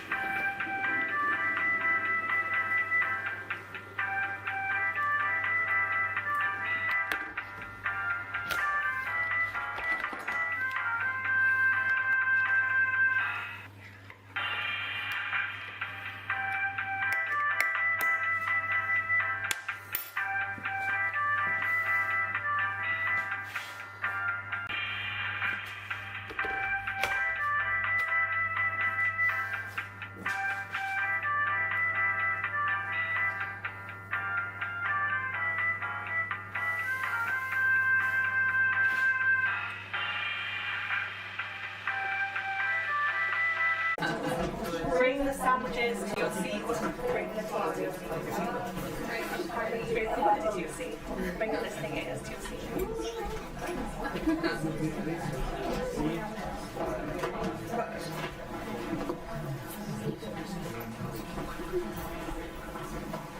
So luckily I've already spoken, so I don't need to introduce myself, but my job is to introduce Melissa, who's going to be talking about exploring the social mobility and influence of women in Roman public life from the 1st to 3rd century AD. So take it away, Melissa.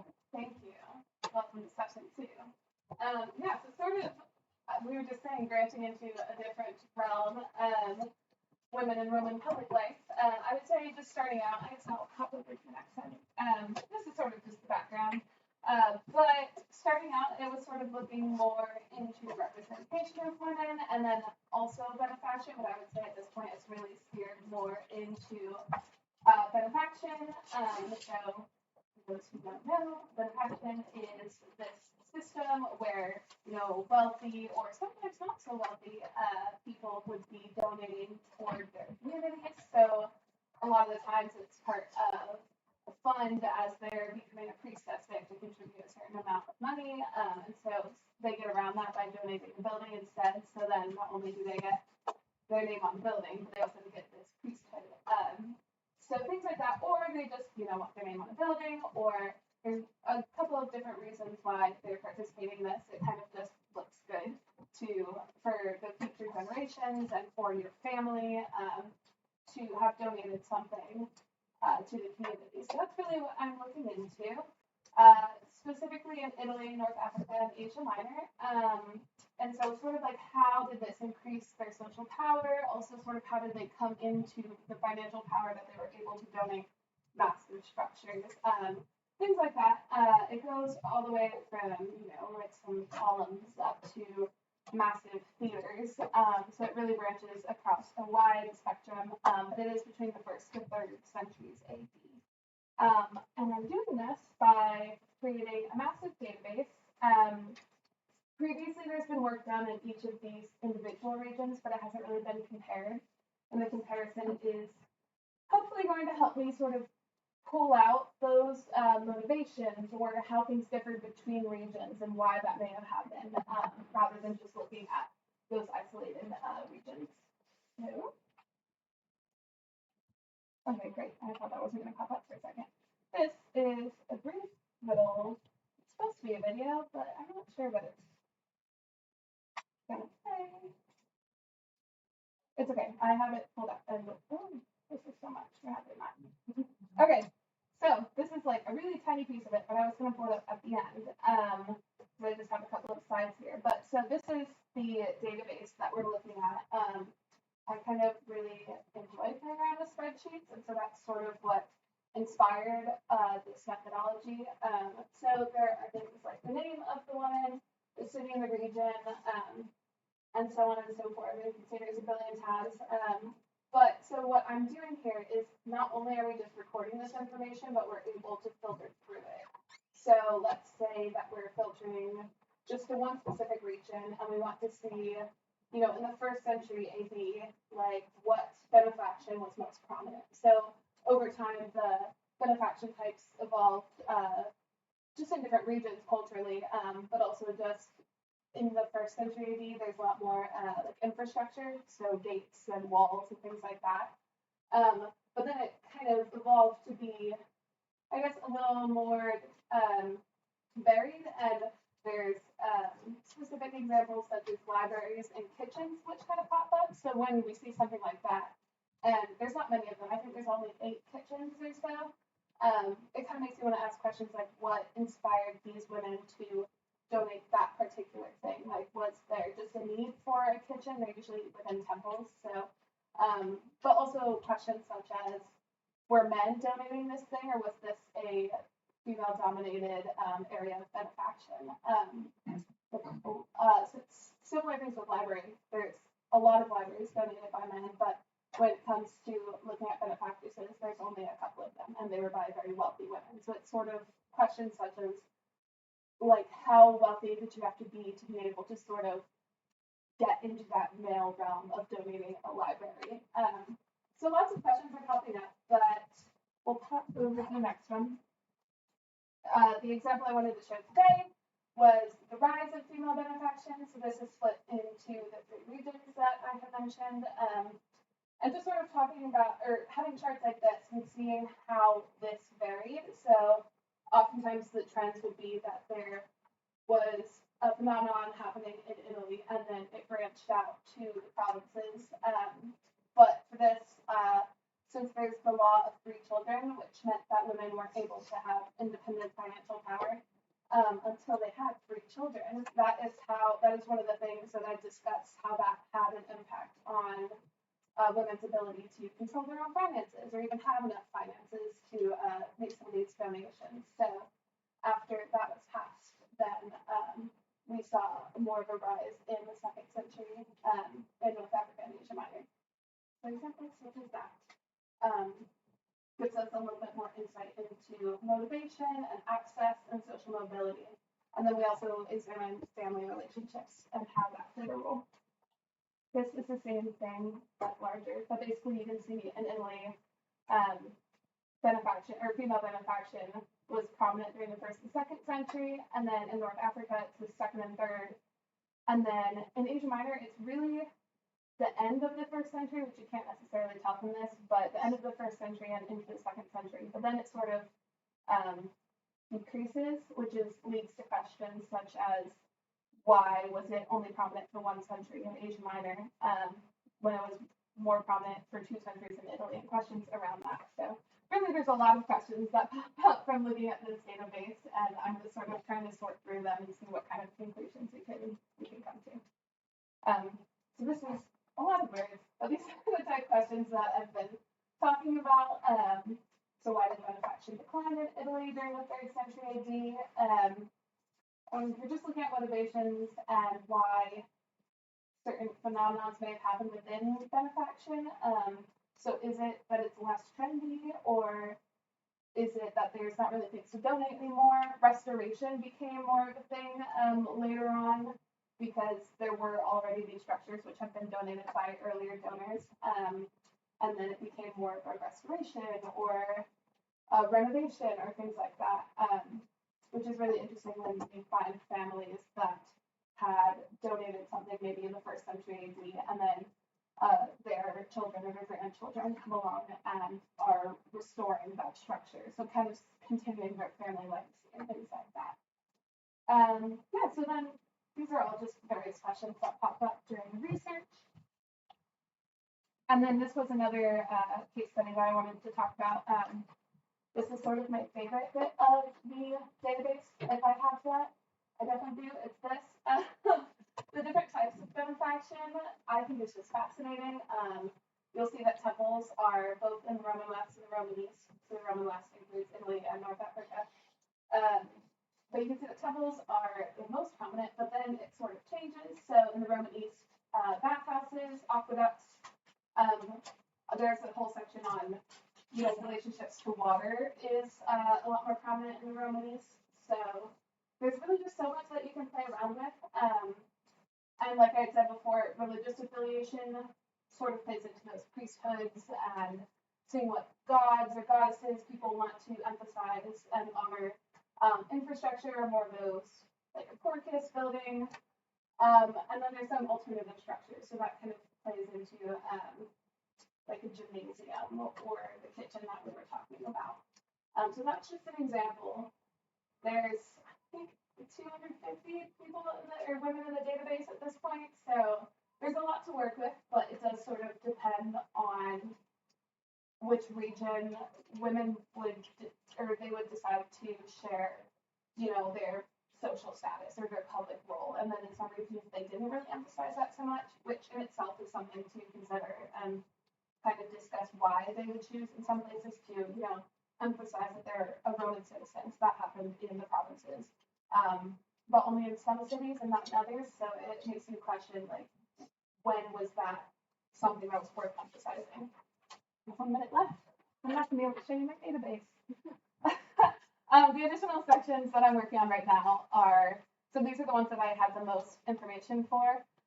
So which religious person or group commemorated or honored by benefaction? Little inside tip is that women tended to highlight female goddesses within their structures. A lot of the times they'd be donating it to Venus or Isis, which is really just fascinating when we're already discussing about a group of people who weren't really involved for a long time, and then they were getting involved and then continuing to link themselves to other women. Like, that's very interesting. And then the public role of benefactresses, and also relevant family members of benefactresses. So whether they were highlighting their relationship to their husbands or their fathers was a key point, because in different regions they definitely had different trends with that. I think that is all. Thank you.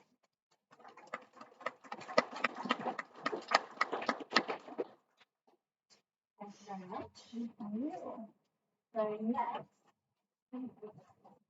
next we have Oya this week, and Oya is part of the ChemArc cohort of students over at bioarch. And she'll be talking about metagenomic perspectives on traditional beer brewing, new insights from Scandinavian yeast. Hello, so during my PhD I am doing DNA analysis from artifacts associated with beer and wine, and today I'm going to talk about traditional beer making in Scandinavia, focusing on Norway. And you can see on the right side that it's a smokehouse. During my visit to Norway, we made a beer for 3 days in an open fire by using a nice pot. And this family is making traditional beer over 3 generations. I will be giving a little bit of background. So the oldest brewery has been found in a cave in Israel, and you can see the mortars and bedrock. This is supposedly how they make the beer back in time, and also archaeologists found some barley grains or starch remains on that pot. And it's followed in a different period, in a different location. You can see big breweries, these big vessels, besides, again, caramelized sugar or barley grain. However, what we don't know yet is that actually the fermentation processes occurred or not, and if there was a fermentation process, which microbes involved in that process. So to answer that broader question, we have smaller questions. So we are using ancient DNA to answer, to find and identify those microbes that has participate in fermentation process. So we are trying to recover of DNA from yeast strains and associated microbes. And we want to know how it would reflect the modern day diversity, and if we can revive some of those yeasts and use the ancient recipe and make the beer. And if we look at the traditional making, is that early humans used barley or wheat, and they cooked or boiled their grain in an open pot, and then they left it open for a while, and microbes from air, human interactions, or any plants that have been used, the microbes came and landed in that liquid and make the beer. So, but in Norway, so in Norway, since the 16th century, they use this what's called yeast rings or yeast logs, is ornated wood pieces. They were adding these wood pieces when they are left it open, the tank, and it was a very clever way of collecting living yeasts. And they pulled it out, dried, and they use these wood pieces again when they are making a beer. So it was a way of keeping the constancy when they are making the beer. However, they are not using these wood pieces anymore, even though they have traditional yeast called kveik, specifically for Norway, and they are using it when they are making their traditional way of beer. So I collected samples from those yeast rings or logs, and also the fermentation barrels that has been used during this beer processing and kept in these smokehouses for a long time. And you can see it's from different location in Norway. And then I also take some sample from Germany, and this beer, it's historic beer, and we know they identify which yeast they have been used. So we keep it as a positive control if our method is working and finding the same yeast as they found. So today I will be sharing the results only from those 10 samples because I'm still working on the DNA data analysis of these various samples. So when we say DNA analysis, what we are doing is that basically we are pulverizing the sample, and we are using some chemicals to release the DNA out of this wooden structure. And then I combine those different lysis buffers with the purification, so we are removing any protein or lipids, so we need pure DNA to do that. And then we just sending our DNA to a sequencing center. And once we have the sequencing, we can see it as a fingerprints of the samples, and we have database fingerprints of belonging different yeasts. So basically, we are just trying to find the best match that has in the database. So my first result was that I used the Saccharomyces cerevisiae, which is well-known modern beer product used yeast in beer production. So I mapped my samples on that reference genome in a genetic material, and what I have seen is that 5 of the samples I have was actually showing some percentage of mapping.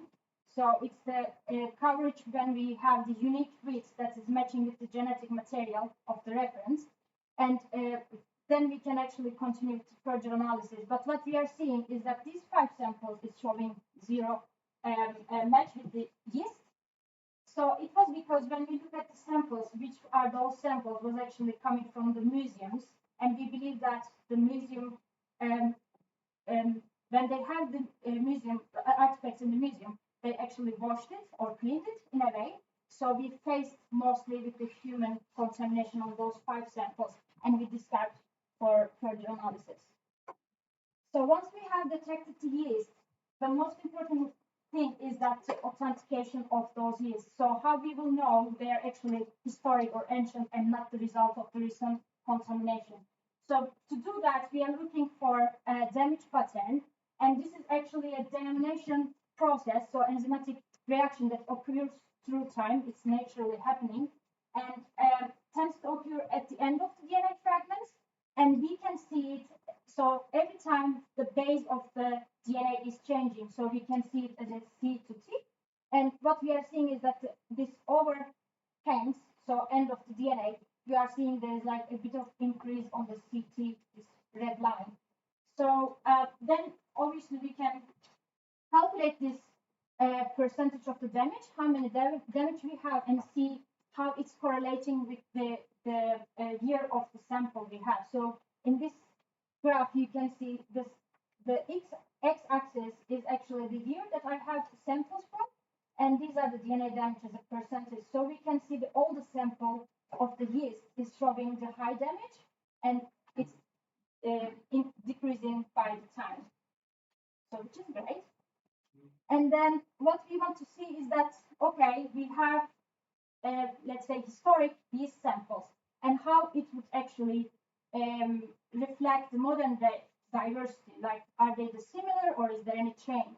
So by doing it, we are doing phylogenetic analysis, and so I am still working on it. I will just briefly mention how I am thinking to do. So a research group in 2016 collected yeast from modern day production of different products. You can see wine, sake, or beer, and from different locations. And when they look at the genetic material of those yeast from different products in different locations, they actually cluster those yeast in 5. So you can see there is this cluster here, there is one here, here, here. So 5 clusters they showed. And then another group in 2018 just collected the Kvik yeast from Norway, where I got my samples, and looked at how it's similar or different from the other yeast. So, and then they clustered it as differently. Here you can see. So then they claim is that was actually different group of yeast that what the other of the world is using today. So then what I'm trying to do is that I am trying to place my samples, historic yeast samples, to that scheme to see if there is a pattern of changing or if they are even the Quebec yeast to prove. So you can see my samples is on the orange, but it doesn't say anything yet. So I'm working on it. And lastly, I can say that ancient DNA analysis is very powerful, and not only for yeast, but we can actually identify different species as well, like which plant they may have been used, or I don't know, any other, if there's a different use of the same fermentation tank, for example. However, we need very strong authentication of saying that, okay, it's ancient and not modern contamination. And the last goal was that to revive some of those yeast strains and use the ancient recipe to make the beer. So I was thinking I can do it easily, and I will name on my name, and I will do it. But it doesn't work like that. And so you can see here, I try to do that. This is the culture that we just get. You can have it commercially, and you can see after 3 weeks, it was actually something growing there. And I thought, yes, I got that. But then I analyzed the data, and most of the negative control that I had actually wasn't negative. So it was all contamination, everything contaminated. So, but still I didn't give up. I came with a better setup now, but I will be trying to do it again. So for now, I don't know if it's reviving or not. Thank you for listening.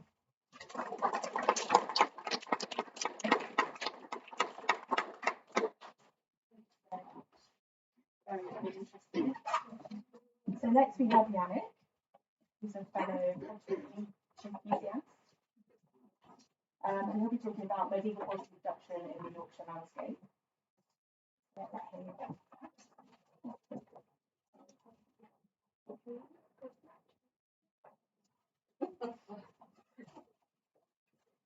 Thank you very much. Yes, I'm going to talk about pottery production in the Yorkshire landscape, especially focusing on the landscape part of that as it underpins my historical research. But first of all, as I assume most of you know where Yorkshire is, I think less of you are familiar with how pottery production happened in the medieval period. So after the end of the Roman period, you have this kind of Anglian phase starting in the 5th century, where pottery production was not wheel thrown anymore as it was during the Roman period. It was handmade, very much indicative of household production. You can see burial urns here, but also domestic wares. And these pots didn't travel very far; they were produced where they were made, they were used where they were made. In the Anglo-Scandinavian period, we have the beginnings of some form of local production. So a lot of the pots we find in Anglo-Scandinavian York have been produced in West Yorkshire, but a considerable amount are imported from Lincolnshire directly. But we do have the first kind of industries emerging in Yorkshire itself. And this kind of escalates after, in the 11th century, of an increasing specialist production of pottery. They get nicer and nicer over time. But we also see specialist production in the form that potters are suddenly moving together into settlements and producing more pots. And by the 13th century, Yorkshire is amongst the most advanced areas of England that is producing pottery. And that pottery is so nice that it's actually being exported onto the continent, but also a lot of pots from France are being imported into Yorkshire. But how do we study medieval pottery production? Like, what kind of evidence do we have? So if we look at this manuscript illustration of a potter on the left here, he's at his wheel, he's got his lump of clay over there, and there's some pots drying, and then a kiln where they're fired.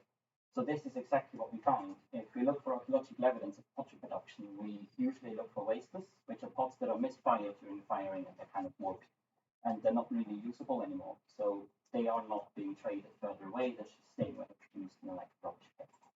We also find evidence of kilns, not the whole kiln, usually just stuff that's been dug into the ground, but they're really indicative of what kind of firing was happening and how this all took place. In addition to that, we have a lot of documentary evidence. So we know of clayrants, we have occupational surnames of potters taking the name of their craft, so John the Potter indicating a potterdom itself. And this evidence is used a lot to kind of discuss why pottery production locations were in the location they were at. And two main factors have been identified. Usually a proximity to raw materials, so a suggestion that pottery production happens close to where there is clay, water and firewood, and also near markets, because that makes sense. The potter needs to be close to materials, and makes the pots and themselves the one close to it. But the question I've been grappling with in the last couple of years is it really this straightforward? And I've done a case study in Yorkshire for my MA, where I looked at medieval pottery production in Yorkshire itself. And I found that it's actually not just the proximity to raw materials and markets that's important, but also influence. So there's clear evidence for lordly and ecclesiastical patronage. So evidence for lords moving potters to their newfound settlements, and the same thing happening on monasteries. And similarly, there seems this association for the craft activities. So potters kind of potting production emerged where there was other craft production happening. And further, I found that economic opportunity goes beyond just selling to markets. Potters were very good at exploiting trade dynamics and influencing these things. But today, I'm really going to talk about the association of other activities, because I think this is where the landscape kind of context comes into focus. And we're going to look at two case studies here in East Yorkshire, one in Beverley and one in North Newhall. So if we look at Beverley, and we look at the landscape of Beverley as it is today, there's not much we can see. So we kind of have to peel back the modern layers and look at the medieval kind of landscape of Beverley, with the town being over here, the river Hull on the right-hand side. Now, oases have been found between the area of Beverley and the river. And if we look a bit deeper and look at the contextual evidence and contemporary evidence that we can find, we can, for example, see that this road leading to the harbour was called Pottergate and Potter Lane, already a good sign. And then at Grobble Harbour, what used to be the prime landing place for all kind of trade. This channel down here was dug in the late medieval period to make more room for more ships and get it closer to Beverley itself. What has also been found in this area were loads of clay pits, and with those clay pits, a lot of medieval brick kilns. And this is kind of the first indication of an association of potting and brickmaking. Whether these are the same kind of people, or if the potters are making bricks or vice versa, we don't know. But it shows that pottery production was happening in the same kind of area. And this is really important for context. Beverley ware has been produced for centuries. And even though industries were emerged close to Beverley and up and down the Hull, Beverley ware was produced in this area for a long time. And it's mainly that this association with other craft industries gave it some resilience. It didn't have to change because it was already embedded in this landscape. Now, we look at the second case study in North Newhall, on the other side of the Wolds. This is North Newhall today. And to be honest, it hasn't really changed since the medieval period. It's still on the foot of the Wolds, North Newhall being over here, South Newhall being down here. It's two Roman roads leading up, and then this road going across the Wolds into Beverley itself. Really interestingly, an area of pottery production has been suggested over here, where there were loads of wasters found in the early 2000s. And all of these wasters date to the 12th and 13th century, not earlier and not beyond that. And done the same thing. I've looked into the context, and I could find some Roman settlements, an Anglican inhumation cemetery, but nothing really happening in the 12th, 13th century, except that the church was being rebuilt. The one thing that happened during this period is there were really large limestone quarries over here that were exploited during the Roman period, but especially during the medieval period. And the peak use was during the 12th and 13th century.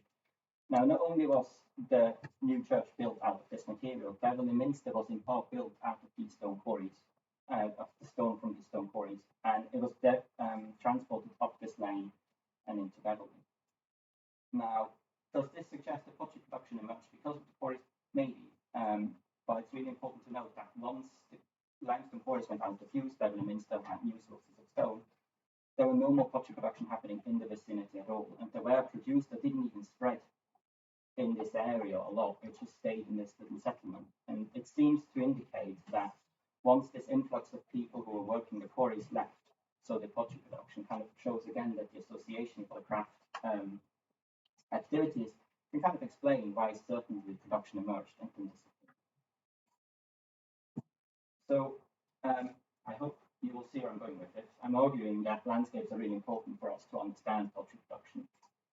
I think it's really important to consider the wider context in which production what's happening. So it's not just the proximity to raw material or markets that explains why culture production emerged in these landscapes, but it's the wider kind of context that can help explain, and also explain why certain traditions survive longer than others.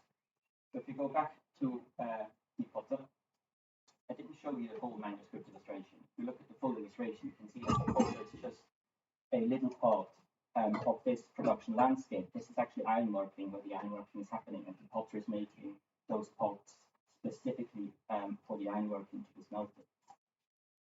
So yeah, I think it's really important to consider the landscape when we look at medieval pottery production. It seems very much that this is an embedded process. And what does this mean for future research?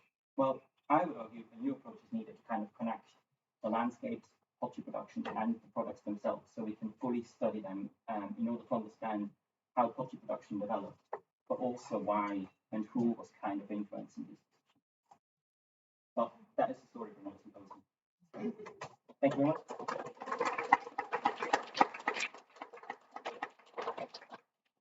Excellent presentation.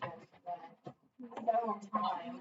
We have 10 minutes of questions, so I'm going to ask the presenters to come up. And then we get to go eat some cake, because it's the academic, I think, right? Then we have like 40 minutes to eat cake. Does anybody have any questions? Otherwise, I'm going to have to choose these. I have a question for you, Melissa, first. So you mentioned a couple of times, well, actually, the other one I wanted to ask you, the first question I wanted to ask you, was this about the law of 3 children. Does that appear in the inscriptions that you're finding on these buildings? Is it mentioned that because somebody had 3 children, that was like a feature and something to kind of be kind of celebrated? Or is it just from other texts? Yeah, it's from other texts. I haven't seen it pop up in, I mean, maybe you could determine because they would like list off their children, and because that is something that happened a lot of the times. It would be like sort of a mother would do a donation and then mention her son, and that's sort of to like, you know, kind of prop him up, or her daughter, but that's on a lot less inscriptions. A lot of the times she would mention his son to prop him up for future, I've lost my words, I need the cake. Future political endeavors. But it hasn't been mentioned anywhere, but I think there is like a clear trend of once it became the law that women were able to start joining in on benefaction. It kind of feels like they're just waiting to get involved. And there was this financial power, whether it's from inheritance or some women had their own businesses and things like that, because you do see all across different classes women donating. So it's not like that it was just elite benefaction, which is what I kind of started out looking at, but then also it's so interesting when there's groups of free women who are donating together. So you can see the trend, but it's not mentioned directly from the other, like the legal texts. And can you see a difference between people donating for when it's a kind of group collective of free women versus elite women? Can you see a clear distinction there? Or? Yeah, so the free women, that's one of the kitchens is one of the things that I think is so fascinating. So there's 8 kitchen donations and they're from 7 women, or 7 free women. And there's only one who's of elite status. So it's sort of like, what is going on there? Like, why were these free women like really committed to donating kitchens within temples? Like, is there a role that they played alongside that? And it's not like kitchen like cooking pork. It's more like good what's the word? I can't think of it. Like honorific donations. Yes, but there are trends. But that's sort of what I'm continuing to unpick is that there's so much that I can sort through with the database that figuring out which questions specifically I want to address is a large thing to go through. So, do we have a question, Kate? I have a real question for Melissa, which is kind of I guess a follow-up-ish. And it might be really stupid, but I don't know anything about this period.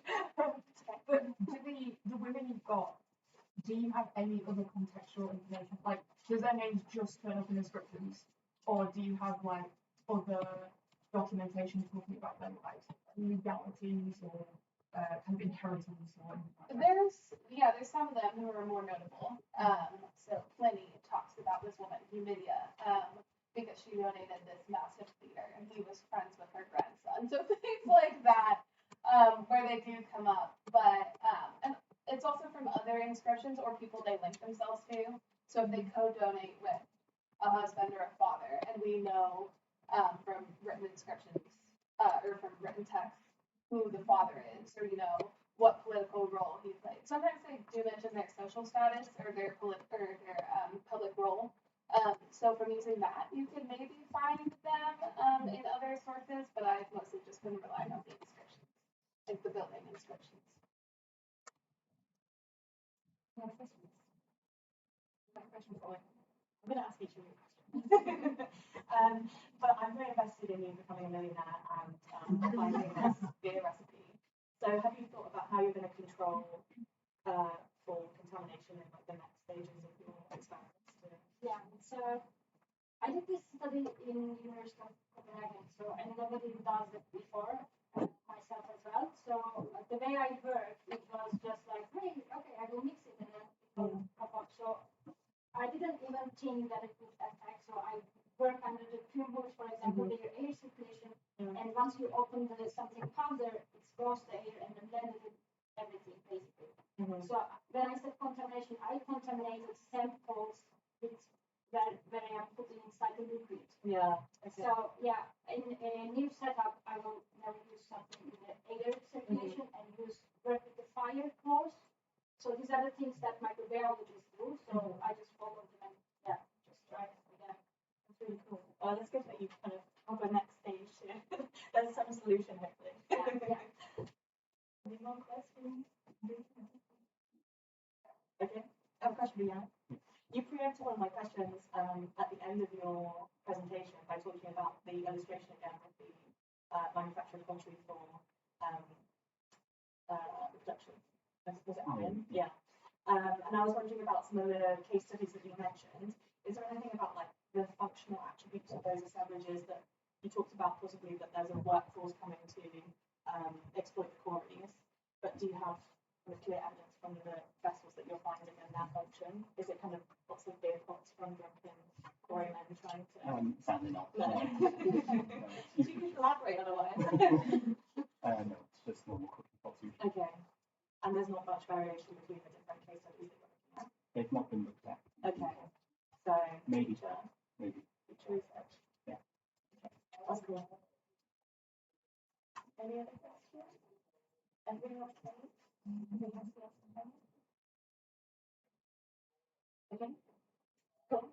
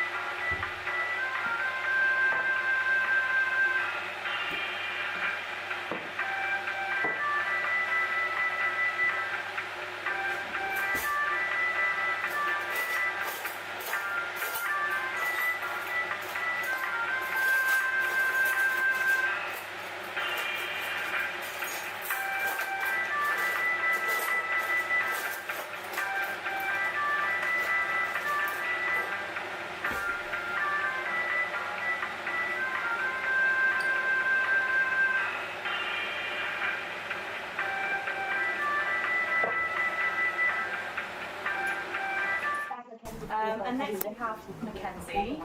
We have to thank Mackenzie for all the heavy lifting she's been doing on the organising as well.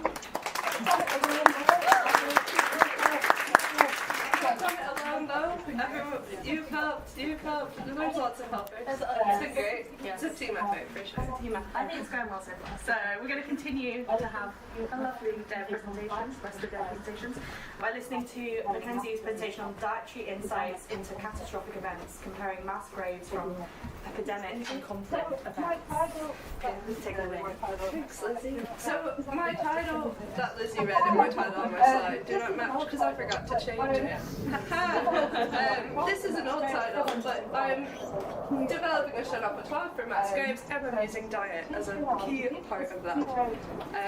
So in this presentation I'll introduce this funerary repertoire and then I'll give you a bit of a side-by-side comparison between two different mass grave sites. I do want to preface this presentation with the fact that there will be the display of human remains, they're skeletonized, but please no photos of these slides or anything, and Grant should hopefully put a blackout whenever on the camera, so on the live stream, these remains will not be on the YouTube channel either. So only you guys will be seeing these images who are in this room. And if you're bothered by human remains, you're welcome to leave, I won't be offended. So yes, here's a repertoire of a model that I've made for reconstructing mass graves. So repertoires are a French theory that is originally applied for stone tools, but they've been applied in every other form of material culture. And it basically is reconstructing the life of an object, where it was sourced, what material was it sourced from, how was it made into its tool form, how was it used as a tool, was it recycled, was it thrown away. You get kind of stuck at that recycle, reuse bit for however long the tool is used, and then it's eventually discarded. We see the same behavior with any sort of funerary practice, and I'm going to talk more specifically about mass graves. So our raw material source, where do the people come from? The people are our material. So that is our population in the first phase here. And that's where I use dietary analysis to begin to understand who are these people, what is their culture, how does that dictate their dietary intake, how is their identity formed, what is the sex, age distribution of these people, and how does it compare from a mass grave to a traditional or normal cemetery. And then you go on to identifying the catastrophic event of death. So that's kind of the creating the tool bit. Like you have to have dead people to make a grave, right? And then you have the grave formation, which is when the grave is formed and how is it formed. Is it formed before or after the death event? Is it formed in anticipation? Is it opportunistic, using natural features as a place to deposit bodies or as a clandestine behavior? We see that in more recent mass grave behavior. And then you get to the deposition phase. How are the bodies laid in the grave? That is quite significant as well, because if they're treated and laid in the grave with respect, that gives you a sense of maybe they're a member of this community or there's some degree of respect for these people. Whereas if they're laid in a disorganized manner, maybe they aren't welcome in this area, and the people who have buried them don't really like them. That's a bit of a fuzzy area, we can't go into too much detail there. And then post-depositional effects. Is the grave re-excavated? Is it reused? Is it moved? Is it...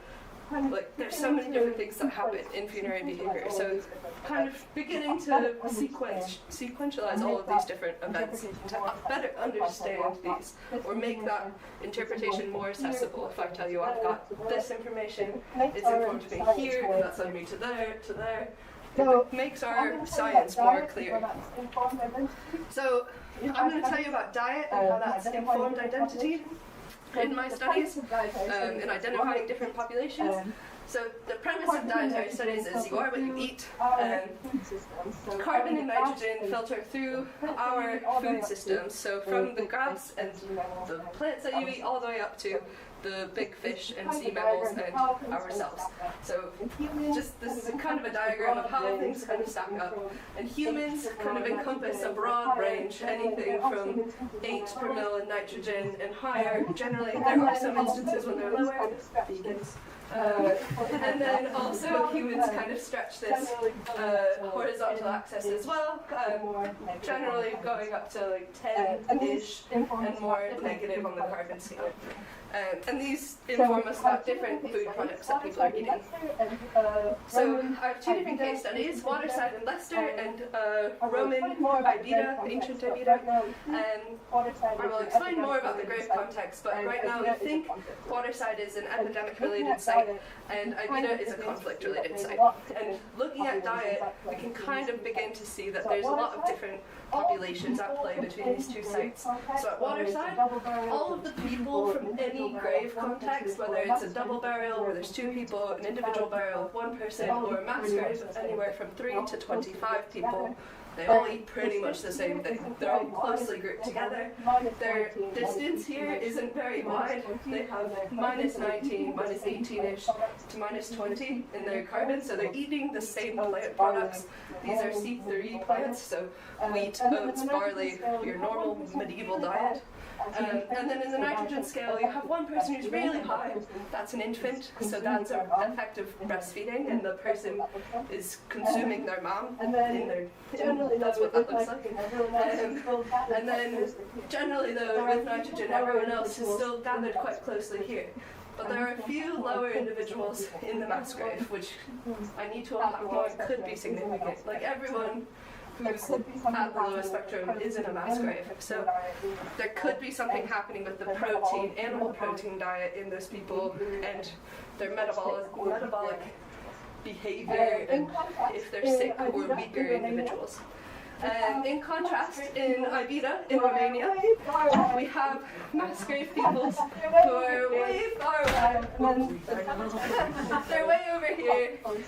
And then the cemetery people are quite closely clustered together generally. There are some floaters, and I think that's a product of Roman behavior. The site is a military fort, so I think these are individuals who are perhaps military members that the Roman military has recruited from all over the Roman Empire. And I've just received a grant to do strontium, oxygen, and lead analysis, so that will help us province these people. Hooray!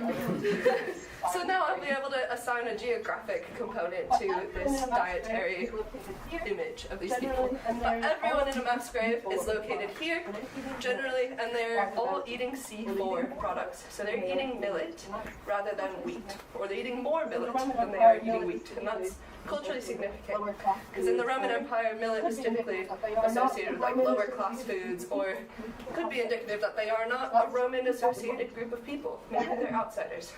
So let's keep that in mind. And here I've compared both of my case studies with their dietary ranges. So at Waterside and Leicester, everyone's quite closely related, whereas the populations in Romania are very separated here with their averages. So it just kind of simplifies that image. So then another thing we look at when we're thinking about population demography is who's in the grave, what is there other things on their skeleton that tells us about what happened to these people. So at Waterside, in Leicester, they're mostly complete skeletons, and we have a really nice mortality curve with, because generally representative of epidemics or famine, where lots of young people are dying. Like young adults are not dying so much, and then older adults are dying more. And so that confirms our epidemic theory, kind of. Whereas at Ibida, we have lots of instances of trauma all over the body, from the cranium to the vertebra to the legs, like all over, there's cut marks. So I'm going to click now, and there will be human remains shown to illustrate these cut marks. So here's a few select individuals. This person has blunt force trauma to their cranium right here, and a cut mark over their eyebrow, and a cut mark on the side of their head, and there's a few here as well. So they were probably intentionally killed, probably. And then here's a femur that's been chopped. Femur, so here it's been broken in half. You can see some of the tool kind of like cut marks along the length of the femur. And then these are a collection of femurs. Every single femur is incomplete. Every single long bone is incomplete in this grave. They're all broken at the top, the middle, and the bottom, or at least the top and the bottom. So it's very consistent, systematic, deep, like breaking of these people in a weird way. So when we look at the actual sites themselves, how are they distributed? Waterside is a cemetery. There's mass graves in the red dots mixed amongst everyone else. It's like, that's a designated burial place. Kind of normal, weird that there's so many mass graves, but whatever. Whereas at Ibira, there's the Roman wall. These are outside, like right in front of the wall. So there's the graves at, human remains. There's the graves at Waterside, and here's the pit at Ibira. They're all mixed up, commingled, nothing's articulated. Can't piece together an entire person at all. The only things that are touching are 4 vertebrae, which is weird. And then the grave at Ibira was also sealed with a layer of rubble, so you see that quite clearly here and with those stones. So just as a contrast, we can quite clearly see that there's different formation processes, different populations, and different behavior happening at these, so we can better understand that Waterside is likely a non-violent, catastrophic related event. Is it epidemic? Is it famine? We don't know. It's probably not epidemic. We've done ADNA, and nothing's come up yet as far as like plague or significant diseases. So probably famine related. And then at Ibira, there's trauma. It's a mixture of men, women, children. So it's probably not like a battle group that's come in. That's the weird confounding part. Why are there men, women, and children mixed in this grave? Because generally when it's violence, you see only men, and they're generally young men. And they're all mixed together. So it's probably one event, and it could be clandestine. Yeah, that's basically it.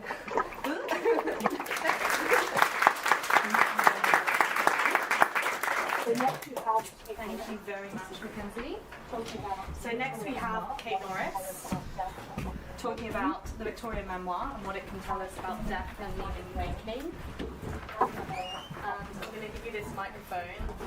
If you can wear it, that would be great. If you can't, there's a little clicky doodads to back. Sorry, can you chuck me the other one as well? This Okay.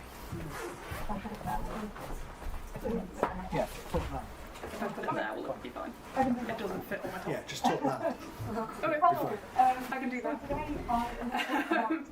Hello. So today I am going to talk about the Victorian grief memoir, what it can tell us about narrative and meaning making following the bereavement. And this topic makes up my chapter 8 of my thesis. This presentation does contain heavy themes of kind of grief and bereavement and cancer and terrible things. If anyone wants to step out at any point, I will not be offended. In 1856, Emily Goss was 50 years old. She was an author. She'd been married to her husband Philip for around 8 years, and they had a 6-year-old son together. And in the April of that year, she found a lump in her left breast. She and Philip consulted their doctor, and their worst fears were confirmed. She did have cancer. The standard and only treatment at the time was mastectomy. This was 10 years before Lister invented the antiseptic surgery method. So there was around a 50% chance of dying of septicemia following surgery. There was around an 80% chance of reoccurrence. So the situation looked bleak. Wanting to do something for his patient, their doctor told them of an American recently arrived in London with a supposed miracle cure. So the couple went to see Dr. Jesse Fell, and what he was offering must have seemed truly miraculous. No pain, no surgery, 100% success rate, 70% chance of remission. And the couple did what any devout Victorian couple would do. They prayed on it, and they decided that God was giving them the wisdom to go with Dr. Fell's choice. What they didn't know was that Fell had recently fled America pending a review by the Medical Ethics Board of New York. And he had arrived in London intent on parting the population with their surplus British gold. It didn't go well. I won't go into detail just because it's grim and for my own sanity. Dr. Fell was using black salve, if anyone knows anything about illegal medical practices. I would advise you not to Google it. Emily, in any case, 10 months or so it didn't work. Emily spent 10 months or so in a lot of pain, getting steadily worse, before she finally passed away in the February of 1857. Philip, left heartbroken with a young son to care for alone, sat down and began to write a memoir. But this wasn't the type of autobiography that we associate with the word today. What Philip wrote was the last days on earth of Emily Goss. So I just told you a story. A narrative technically. So I just told you a story. A narrative technically. A narrative is inherently causal. The events are linked by reason, and each thing is caused by the next thing. The whats are explained by the whys. I wasn't explicit, but you can probably tell from my tone how I'm explaining and narrating that story. Humans like narratives. We like to communicate that way, and we like to understand the world in that way. And when things don't have whys associated with them, we tend to try and assign them the why. We don't like random chance. I could have told you a narrative where But I could have told you a different narrative. I could have told you a narrative where Emily and Philip were fools taken in by an obvious whack. Or I could have told you a narrative where Dr. Fell was a heroic innovator, trying desperately to give patients with no hope one chance. But I'm not interested in those narratives, and I'm not even interested in the true narrative. I'm interested in Philip's narrative. A death fundamentally disrupts the narratives that we understand about Sometimes a death fundamentally disrupts the narratives that we understand about the world. Things like God will protect the good, or if we live a healthy life, we'll live long. When those narratives stop making sense, we tend to want to try and find a reason for it, and to reframe or reevaluate the narratives we've been telling ourselves. And Wheeler calls that a crisis of meaning following a death. Which brings us back to Philip Goth's kind of two conflicting beliefs, which are inherent through his memoir. The Goss memoir is one of 6 that I analysed in chapter 8. I picked Philip Goss's today because he is not a subtle man, and he does state what he means quite a lot. The first truth that Philip Goss believes is that God pointed them towards Fell's treatment. He says that explicitly. They begged and pleaded with God to provide them with an answer, and the answer that they believed God had given them was Dr. Fell's treatment. He, as you can see, brings that on in 9 and 10 and 12 of the memoir, and he continues that narrative all the way through. The second belief that Philip had was that Fell's treatment caused Emily to suffer more than she needed to and die sooner than she needed to. And he states that as a he also states that he does not believe Fell's treatment works in cases of cancer. But that leaves him with two conflicting beliefs. If God pointed them towards that treatment and that treatment was inherently bad, how can that make sense? How can he resolve that crisis of meaning in his own life? And the way he does resolve it is by coming to believe that God must have intended Emily's treatment to fail. It's not a what.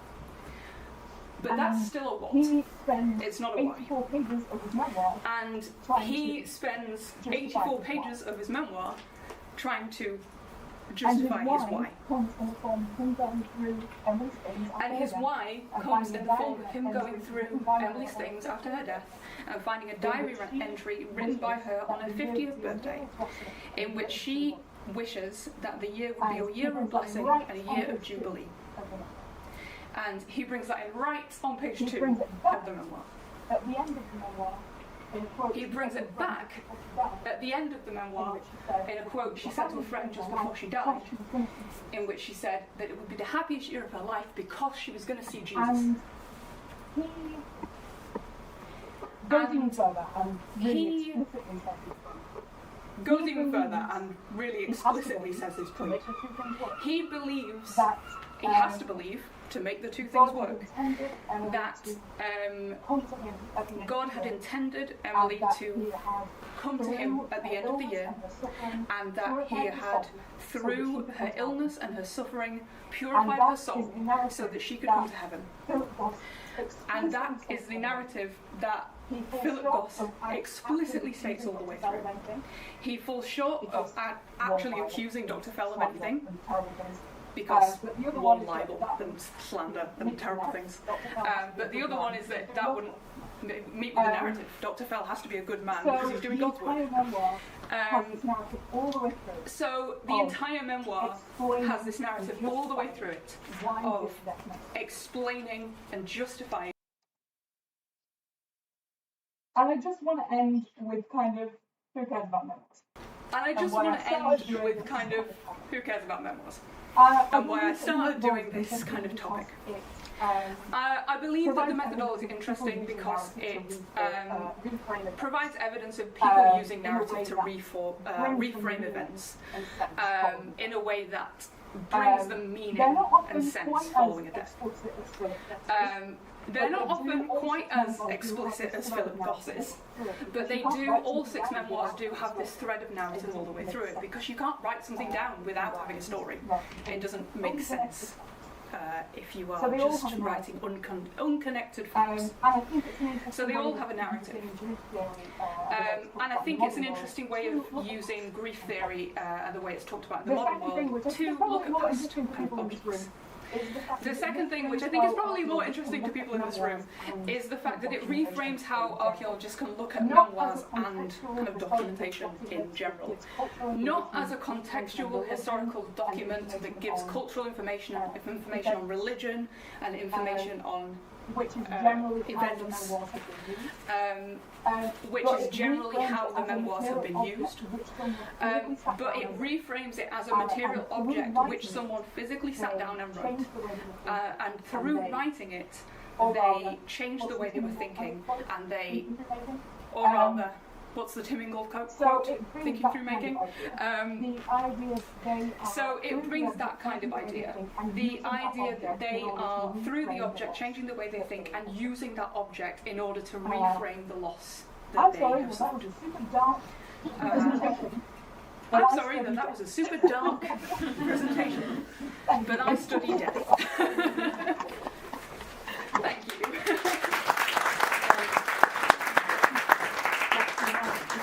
Very interesting. Talking about living. Next we have Peter Randall, like a navvy. Talking about living, working and dying like a navvy. Just get rid of this. Ooh, so good. There you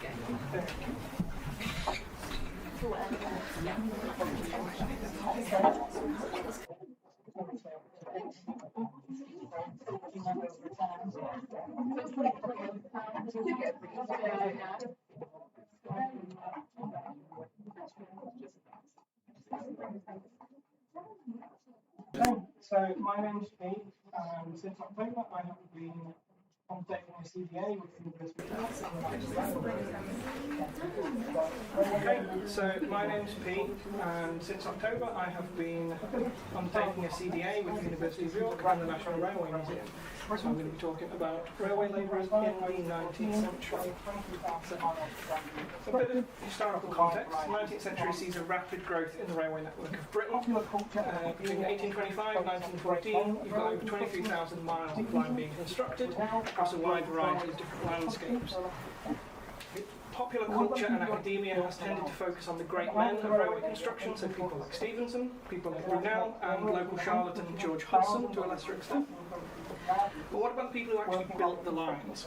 At the height of the railway mania, 1846, there's an estimate to be anywhere between 100 and 200,000 labourers, often referred to as navvies, working on the construction of railway lines in Britain. And just like a lot of working class history, the lives and experiences of these people have been significantly understudied.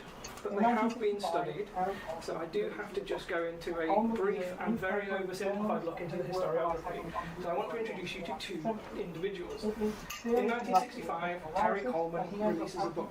Now, Coleman is a newspaper journalist and and his work relies heavily on newspaper reporting. So according to Coleman, the image that we get of navvies is one of transient outsiders, largely Irish, amplifying and codifying the 19th century middle class opinion and bringing it into the 20th century. So according to Coleman, the image that we get of navvies is one of transient outsiders, largely Irish. They live in shanty towns, they work hard, they drink hard, and they're never too far away from a fight. This gets challenged. David Brooke, an academic, publishes a book and several articles in the 1980s that present a more well-rounded picture. So from this we learn that local labour was used wherever possible. The workforce tended to be constructed of a small transient core of experienced navvies and a majority of local labourers.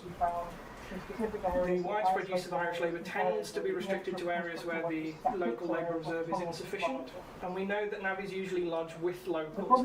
Camps tend to be found in specific areas, so isolated areas and areas where the nature of the construction work was static. If you want to learn something about the navvies and you head to Waterstones, you are going to find Terry Coleman's book.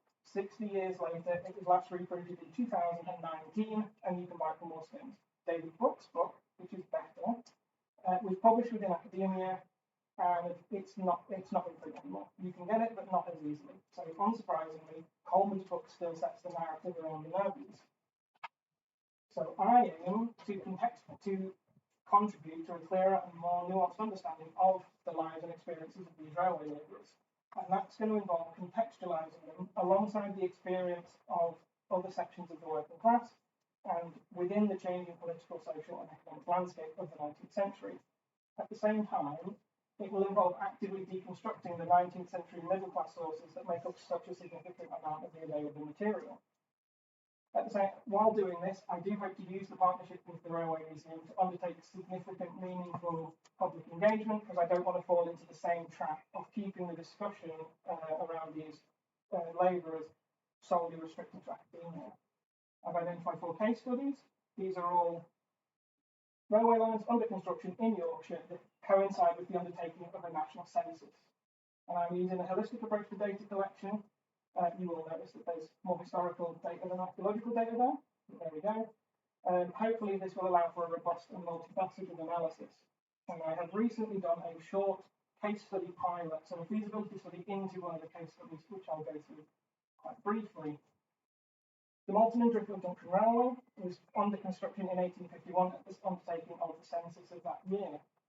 It's a very short line, it's 20 miles long, and it took them 6 years to build.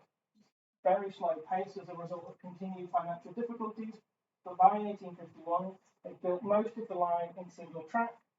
They'd abandoned plans for a double track, and most of the work left to do was the continued construction of the tunnel at Burdale, which you can see on the map there, which is nearly a mile long. And before I go into the findings, I just want to draw your attention to this quote by my favourite person, Terry Coleman. So they were heathens in a Christian country, they drank, had many women but few wives, broke open prisons, and were not received in good society. It's a hell of a quote, the book is full of them, but just bear that in mind as you go through the actual findings of this. So in terms of numbers, there's consistent mention in newspaper reports of 300 navvies working on the line. The census report returns give us 100. But just bear that in mind as you go through the actual findings of this. So in terms of numbers, there's consistent mention in newspaper reports of 300 navvies working on the line. The census report returns give us 115. Even accounting for the difficulties of collecting everybody in the census, that's quite a significant drop. Most of them were born outside Yorkshire, but they were born within England. Given what we know of railway construction, it is likely that the early stages of this work, the workforce was bolstered with local labour, but as the financial difficulties caused the work to slow down, these numbers dwindled, leaving us in 1851 with this experienced core clustered around the construction of the tunnel. Navvies brought their families with them. There's about the same number of married as unmarried navvies, and the census returns give us 111 children living with the navvies, so nearly as many as there are navvies. If you look at the birthplaces, if you look at the ages of these children, just over half the parishes that the line goes through. So it suggests that a not insignificant number of navvies will remained at the work for the duration. It's also possible, by looking at the birthplaces of the children, to identify a potential 14 navvies who are very likely to have arrived at this work with previous railway construction experience. So it all just suggests, again, that you're looking at an experienced core of navvies located in the census. Most of them lived in an encampment that was located very close to the work at the tunnel.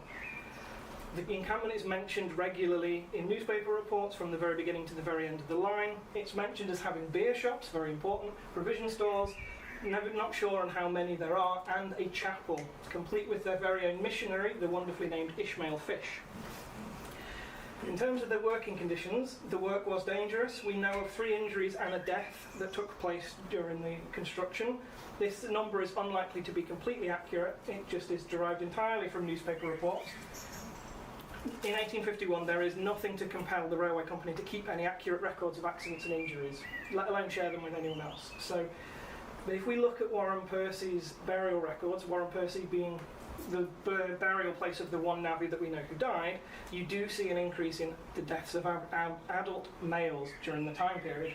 But it's such a small sample size that you can't draw any meaningful conclusions from that. Similarly, there are conditions in place for the truck system. So truck is the payment of wages in kind. So you get paid in vouchers or credit that you can only exchange at a specific store, usually run by a contractor or a subcontractor, and it's operating at significant markup. So it's one of the major forms of exploitation that the navvies face. The census return gives us a victualler and a grocer living in the encampment in 1851 with their family, who are all from the East Midlands. And in 1847, we know that a licence to sell beer was granted to a Mr. Upson, who is specifically referred to as a railway contractor. So we can't say for sure that the truck system was in place, but we can say that the conditions that were necessary were there. And finally, did the navvies deserve their fearsome reputation? Well, if you look at the newspaper reports and the newspaper reports only, you see a complete absence of alcohol-related incidents that are reported, and most of the crimes that are reported revolve around poaching, which is, generally speaking, seen as a socially acceptable crime by large swathes of the rural population. Furthermore, you have several instances of outright friendly relations between the locals and the navvies. So in 1849, there's a wedding, a navvy marries a local girl. That's pretty friendly relations.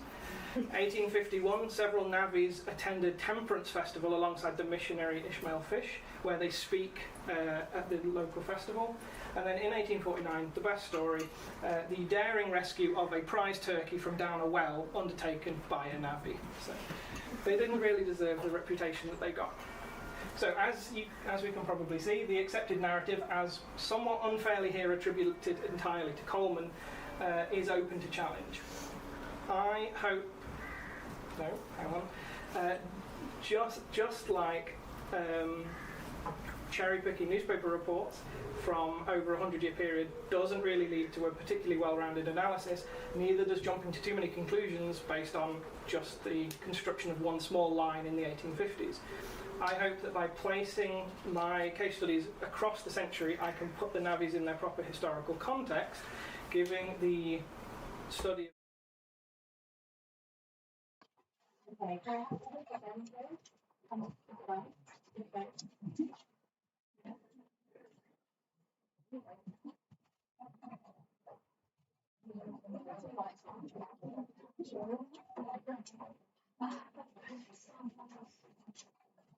Does anybody have any questions? Oh, I have any questions about this. Let's see. So, 2 questions if I'm allowed. Yes, you are. Both to my family. To the board, sorry. So, you mentioned that the other side, Romania, the skeletal remains, they were broken. They were broken post-mortem. Yeah. So from the osteology that I've done at the site in Romania, it looks like there are perimortem trauma. So like the person with the trauma to his head, that was likely perimortem and likely possibly the cause of death. So there are some indications of that, but the craniums are all so highly fragmented in every bone. There's over 6,000 fragments from this one grave. It's hard to say what was actually peri-mortem and what was completely post-mortem, but I think there's a mix. I think a lot of it is post-mortem, and a lot of it, I think it's a secondary burial. So I think the bodies were possibly on display, partially decomposed, and then relocated to this mass grave. And because there's no finger bones, there's no small pieces, so it indicates like movement of the bones. And in that movement, maybe the people were like, well, this doesn't fit in my wheelbarrow, gotta break them up smaller to fit them in. You know, so there's a few different potentials, but yeah, most of the trauma is peri-mortem and post-mortem. And on the other side, so the disease that could have caused an epidemic, would have left any marks on the bones? Yeah, so the site for Waterside in Leicester, we are flipping between famine and epidemic as options, and there's not a lot of skeletal markers on the bones of disease. There's very little indication of malnutrition, so like generally they're a pretty healthy medieval population. It is right at the time of the 11th century with like William the Conqueror coming through, and all of the graves quite tightly fit with radiocarbon dating into that same century. So it could be successive famine that is associated with the Norman conquest and the shifting of power on the larger like English scale of power systems, I guess. Or it could be a disease that just killed you too quickly, like yellow fever, bubonic plague. This is way before bubonic plague. And so it's not that, and we have DNA that says that it's not that. But the DNA doesn't tell us if it's anything more specific. It could have been cholera, could have been anything. But yeah, it's something that killed you quickly enough. Yeah, and it's probably not a prolonged starvation either. So that definitely leans towards epidemic. Thanks, Justina. Yeah. A question for me. I'm wondering why, so the guy who wrote the book, Terry Coleman, what was his motivation in representing these people so poorly? I think it's honest. I don't think there's any negative, like any ulterior motives. In the preface to his most recent reprint, he says that he thinks that there's no need to go back over the evidence and reconsider it because the newspaper reports are the best evidence you're going to get, and so he's not going to bother. The book it doesn't reference anything. It's very frustrating to read, but he writes really well. I think he might just be very credulous, and maybe he's a member of journalistic class that believes that journalism is a noble and honest profession and they couldn't possibly over-exaggerate or get anything wrong. I think you're seeing someone who trusts his own profession very well, so he doesn't apply any critical analysis to it. Yes. You're saying you don't know if the Romanian site is complex. Do you have any idea what it might be if it's not? I am still quite leaning towards a conflict narrative, but it could also be something like disease this is why I want to get the geographical component of analysis considered, because these could be outsiders who are affected by the Roman Empire and like negatively treated, or they could be enslaved peoples, or they could be just like a population that was sick and then was buried away from everyone else because they didn't die in like the normal acceptable Roman manner. There's a whole Roman cemetery 2 kilometers away from this on the opposite side of the city that's like very typical Roman behavior. So it's a bit weird, and this is the only massacre in Romania, so it's a bit weird, and we don't know what's happening. It's quite significant, but it's also like, what? But yeah, like, I'm really leaning towards a conflict and like outsider versus insider narrative, but that's subject to change. I have a question for you. Yeah. Have you ever heard of the script system that was used with day laborers in the American South in the 1900s? No. Well, it sounds a lot like your track system with the like money thing, whereas like day laborers were paid by a plantation in scrip, which was like a coin that was allocated to a specific plantation or group of plantations. And I just wonder if you would use, so you can only spend that coin at that plantation or their neighbors. So I was wondering if you'd ever consider a comparative kind of payment case study between different sort of day labourers in different regions? I would. I haven't, because I didn't know. Well, there you go. The truck system gets, by the time the railways are built, there's already sort of Labour Power has forced the Truck Act to supposedly wipe it out in factories. But when the Act was put through, the railways weren't really under construction, so it had no provisions for railways, so they could just keep doing it. It wasn't illegal because the railways weren't around when they put the Act through. Do you know when it ended? I don't think it gets officially ended, but it does tend to. The thing with the navvies is they do tend to leave if they don't like the conditions and go somewhere else. So there's a little bit of they try and find somewhere where there's not. Does anybody have a question for Kate? Yes. It's more of a commentary, but also a question, obviously. I thought it was really interesting because I'm interested in that as well. The sort of narrative, theoretical, methodological framework. And I was just wondering, do you think that is also like translatable to funerary archaeology, sort of in the study of the funeral rituals as a narrative? For example, in a Christian funeral, when you say ashes to ashes, dust to dust, it's sort of like a narrative that also plays out during a funeral. Does that make sense? Yeah. Do you think is that like do you see a potential for that? Oh yeah, absolutely. I make it like narrative theory is huge. Yeah. Theology doesn't talk about it, but everyone else does. Exactly. That's what I thought. It's like a massive theory, and it applies to. It would apply to everything. It applies to this idea that that's the way humans make sense of the world. And it also goes way back to like there's loads of evolutionary theorists that argue that it's inherent to humanity, and it's the reason we learn to speak, and it's the reason we learn to do religion, and it's the reason we have all this stuff. So it's a massive theory that is applicable to every aspect of archaeology that no one if that makes sense. And I didn't really talk about it because it was only 10 minutes, and I was like, this is going to be 10 minutes of deep theoretical discussion. So I didn't, but yeah. Okay, I think we might call it on the questions. Thank you so much for your lovely questions, and thank you to the speakers.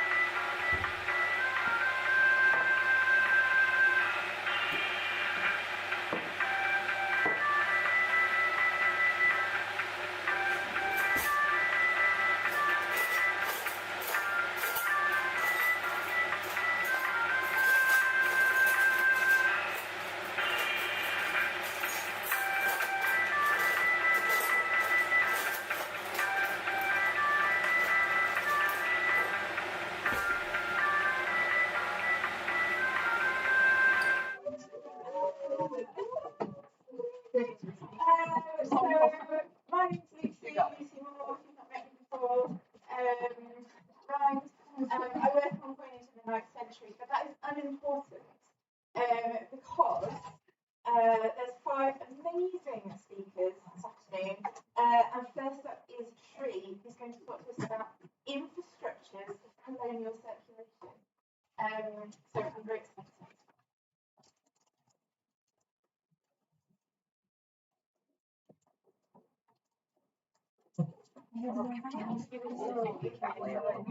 Just for the Twitter pics. Yeah, that's perfect. I also have some. No, it's not. It's just like having a picture of the person that I was going to help my hair. Not saying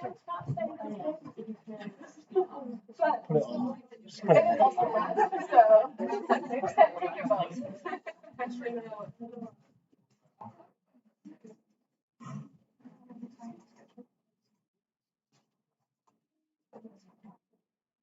Maybe just try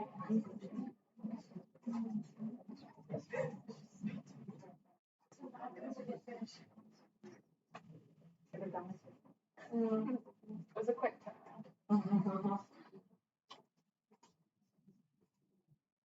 Just refreshing. The download thing was really frustrating. It took like 1,000 tries.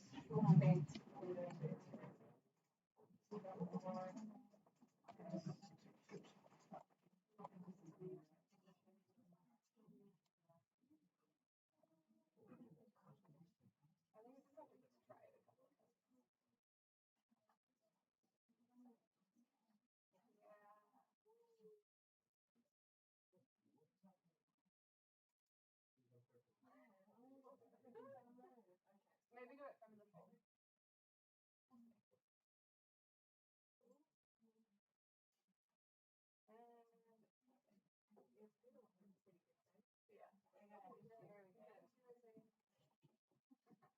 Hello everyone, I am Sri.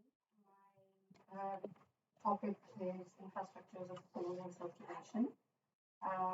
My research aims to shed light on the affective and emotional experiences and representations of British colonial heritage. I've chosen 3 World Heritage Sites that specifically focuses on colonial heritage. 2 mountain railway sites and 1 is Chhatrapati Shivaji Terminus in India. So I have divided this presentation into 2 parts. The first part will have the frameworks of my research, as in research questions, literature, theory, the rationale behind this research, and methods. Part 2 would be an introduction to Indian Railways, introduction to the sites, and finally I'll summarize. So the rationale behind this research is, as far as India is concerned, colonial heritage plays an important role in shaping contemporary identities. So that's why I will be using 3 sites that deals with difficult historical legacies. It is also to understand the interaction between global frameworks, such as in this case, the World Heritage Framework, and the policies of the nation state, which often clash when it comes to transnational heritage. So the research helps me understand the relationship between the 2. I will be dealing with 4 themes: counter heritage, affect theory, post-colonial theory, and assemblage theory. I'm trying to construct an interpretative network diagram to map what I'm reading and how new themes emerge and how they connect with each other. That's what this diagram is about. The research questions I aim to seek answers for are regarding how, like I said, emotional experiences and representations of British colonial heritage are embodied, how embodied differences such as nationality, race, gender, age, disability influence these emotional experiences when it comes to the visitors, local communities at these sites. The methods that I would be following are four-pronged. Professional culture sector interviews, I would be conducting semi-structured interviews with site managers, key employees of the Indian Railways, talking to them about history, interpretation and reception, also decision making. The second one would be focus group discussions. I plan to speak to the local community stakeholders, allowing community members to voice their own stories, connections and practices. This would connect with the counter-heritage theme of my literature. The third would be visitor profiling and surveys. This method focuses on recording visitors' emotive and affective experiences on the site while they are exposed to this heritage. Finally, ethnographic observations. After spending a considerable amount of time at the sites, I would foreground my own experience at these sites, using myself as an instrument of research. This will entail sound and video recordings, allowing a complex understanding of mainly immaterial / intangible elements that makes these heritage sites. Introduction to the Indian Railways.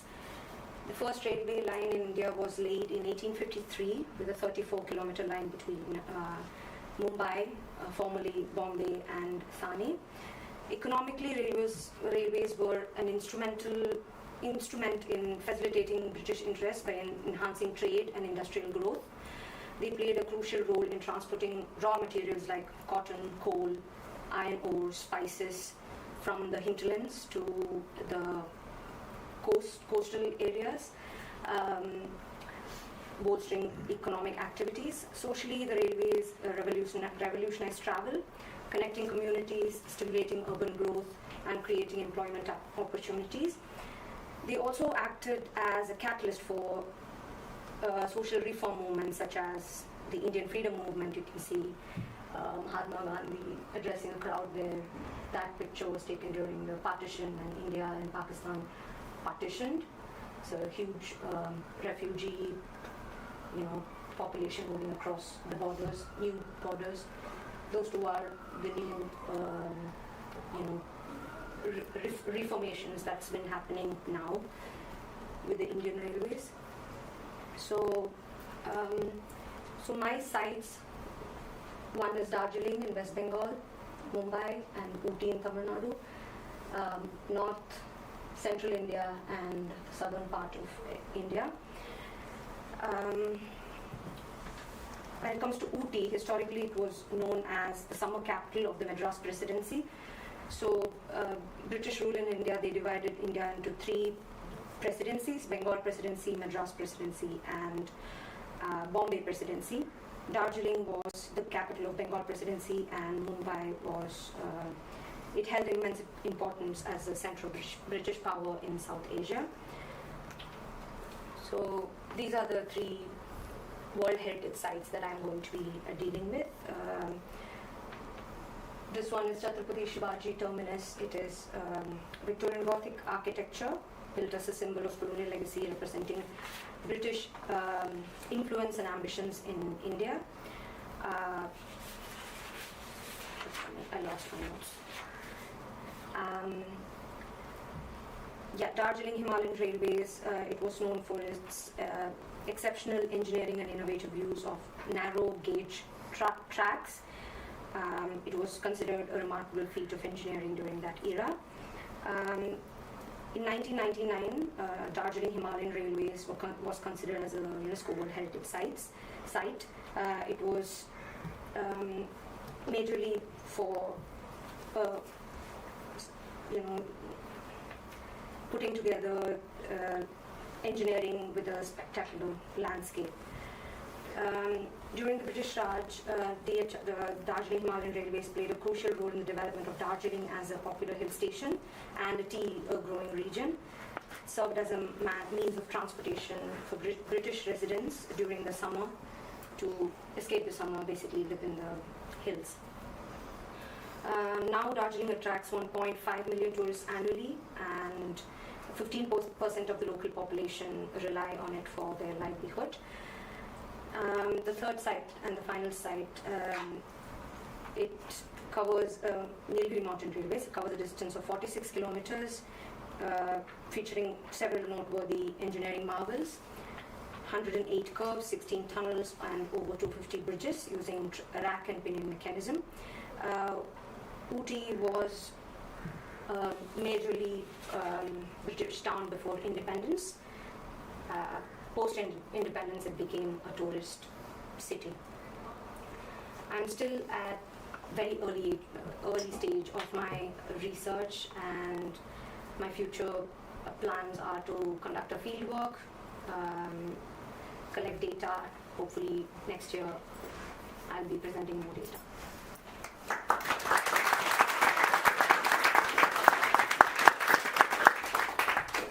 Thank you so much, Sri. That was so interesting. I'm like, I want to know more about Indian railways. So next up, we've got Drury. He's coming up.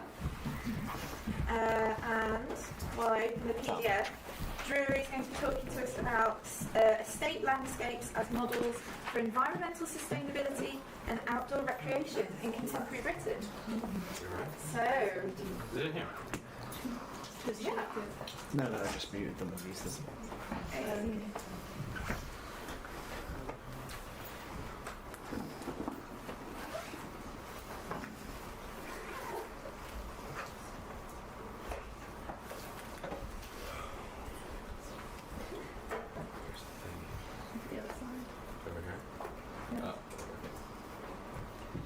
Okay. So, like, good. Yeah, you're Oh, good. like Lucy said, so I'm going to be talking about country house landscapes, sustainability, outdoor recreation. So the kind of general format of this is going to be, I'm going to start off with a little bit of the project background. So some of you all might remember from my symposium last year if you were here. It's kind of changed a bit since then, so it's going to kind of sort of set the stage for how things have sort of progressed. That then leads us to kind of the current research context, my own personal research aims. Then I'll go over the case studies and the methodological approach, and then finalize with some of the sort of early findings that I've had so far. So, the initial research plan with last year was to construct essentially a reassessment of Laura Jane Smith's assessment of the social value of country houses. That was in 2006, and she had remarked on the banality of the country house visit and had acknowledged, which even houses themselves have acknowledged, an association, very strong association with white middle class British demographic, and beyond that as well, sort of conservative ideologies, nostalgia, and things like that. But considering their enduring success, they have still retained, which continues to grow. And in light of all of the sort of various changes that we've seen in the past 10, 20 years, really since her publication in terms of political atmosphere, social concerns, cultural norms, and things like that, I felt like it was potentially an opportunity for a reevaluation of how these places operate and what they mean to people. You all might be familiar with, if you've seen the news, that the National Trust had, people said it was found itself in a culture war. There are some detractors from memberships, things like that. You might have heard of the Restore Trust, who have had issues with the additions of child playgrounds, outdoor things for families, as well as a sort of integration of inclusive policies. So as I was digging deeper, I found that quite a lot of them, when you look at the media online and in print itself in the landscape rather than the house or the gardens, which was where Laura Jane Smith's focus really was at. So for instance, on the left, Knepp Estate has kind of led the way with rewilding projects on estates. That's Beeford they use. And then on the right-hand side is Calk Explorer, Calk Abbey in Derbyshire, which is a national trust, which has really pivoted towards almost an entirely kind of outdoor focus in their offerings. Here's some excerpts from the media. So, how country estates are leading Britain's green revolution. And you all can also find internal research reports and things that demonstrate that a large portion, if not a majority of visitors, do actually come exclusively for the outdoor offerings rather than the houses themselves. The National Trust as an institution has made it quite clear their sort of pivot back towards the original focus, the landscape focus. And so they have said that at all of their houses, they're really going to prioritize issues of climate change and sort of landscape restoration and conservation as well, biodiversity. Here's more offering sort of the emphasis on things for families, things for children that advocate for engagement with nature. So, the Historic Houses Association, which is an independent cooperative, it's over 1,000 houses, so they do not operate at an organizational, institutional level the same way that the National Trust does. But they, in recent years, have adopted what they have said are shared values between the houses that they represent. And two of their core mission statements are environmental sustainability and personal well-being. So that's kind of led me into thinking about the proliferation of the actual parkland and the landscape rather than what we traditionally think of as a house museum experience, being the house and the gardens. To dig a little deeper into the country house, the emphasis on a landscape in 2023 rather than the house itself. So that's kind of led me to the questions are, what initiatives have been integrated into the management of Britain's country houses? How is that a shift?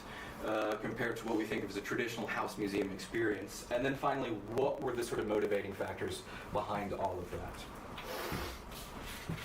So looking at case studies, they are generally sort of located in relative proximity to York. That is largely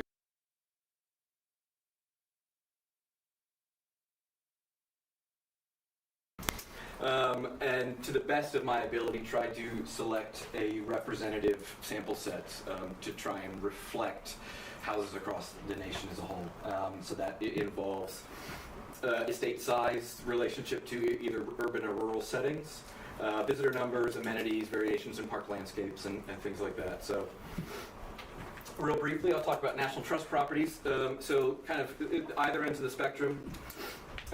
We have Ormsby Hall in Middlesbrough, which is quite a small, kind of modest property. It's a Georgian mansion in 240 acres. It does receive less than 50,000 visitors a year, but for the past few years, they've been putting a lot of work into creating what they call a green oasis for an urban Middlesbrough, because it is actually in the center of the city. And so their pivot has been a little bit away from a heritage experience and more towards providing basically what is a parkland experience for the public. Calk Abbey sits at the top of the sort of sizes of these estates. It's 2,500 acres, 600 acres of parkland, and last year it was the Trust's 5th most visited property. And actually that initial little quote about the visitorship was from Calk Abbey. They've been doing a lot of work because there's been such a massive demand for outdoor access and recreation. In terms of independent properties, Holcombe is the largest, that's in the top right. It's 25,000 acre estate, North Norfolk, and they have really led the charge in terms of sustainability, and that's their core mission.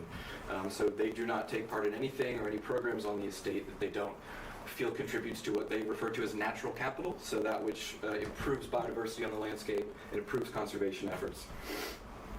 Burton Constable on the left-hand side is again sort of your smaller property. It's just outside Hull, 330 acres of grade 2-star listed capability brown landscape, and they get about 32,000 visitors a year. They have had a lot of done a lot of work in bringing in walking trails and things like that. They have really pushed an idea of mental well-being. Again, their proximity to Hull as an urban space, trying to create spaces for families to spend days outside rather than indoors. So the methodology itself is largely constructed of qualitative interviews, key decision makers, senior staff, and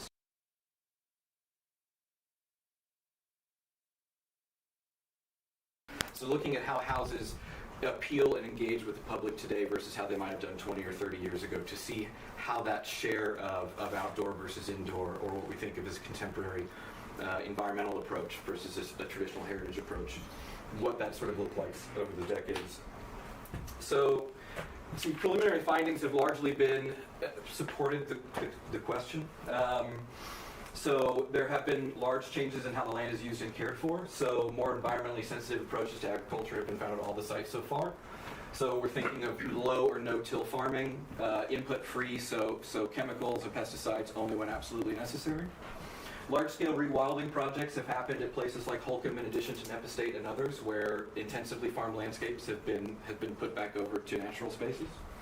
edge restoration as well, and then finally, leaving more areas to natural growth or decay. So quite often in manicured landscapes, dead wood is removed, and so they've tried to stop doing that to create more habitats for wildlife. So thinking of a capability brown landscape, trying to bridge that gap between maintaining a heritage space while also allowing for spaces for wildlife to grow in a natural context. There have been a heavy emphasis on more spaces for outdoor activities, so the park front at Holcomb Hall. A lot more walking and cycling trails. Calk Explore just built a cycle hire so that people can come, and they even do lessons for children of how to learn to ride a bike. Play areas for children are large with associated facilities for families, for foods and bathrooms and things like that.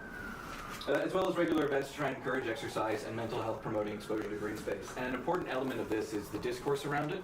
So it's not simply, yeah, you can come here for a nice day out, but come here because it is something that's restorative and regenerative for people. So finally, why are they doing it? It's kind of a harmonious sort of synergy of multiple elements. So the first is that it's the financial incentives. These places need to make money to support their mission, whether that's a charity or an independent. And a lot of these are often actually cheaper ways of doing this than ones that are sort of involve more human intervention. And then finally, we have responsibility as landowners combining with public interest, but a greater interest in the outdoors and conservation. Britain has, if not the most, lost. And a lot of these, there's been research now coming out that has shown that the COVID-19 pandemic, as well as internal research, has really sort of been an enzyme or a catalyst for this public interest in outdoor spaces for families as well. Here we go. Thanks so much. It's really funny for me because I literally did Holcomb Park.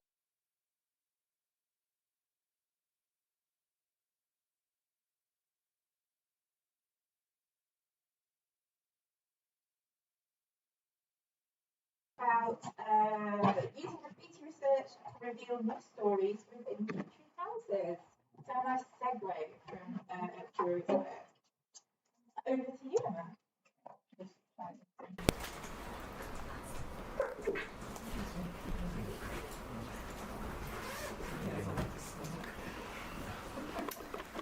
Yes, this was actually in response to a prompt about thinking about some of the graffiti within English heritage sites, but specifically within country houses, about how they can be maybe tell more inclusive and diverse stories, and maybe reflect on just some of the sites that I've been to that would fit within this, and stories that until recently haven't been talked about for English heritage as well as at other sites as well.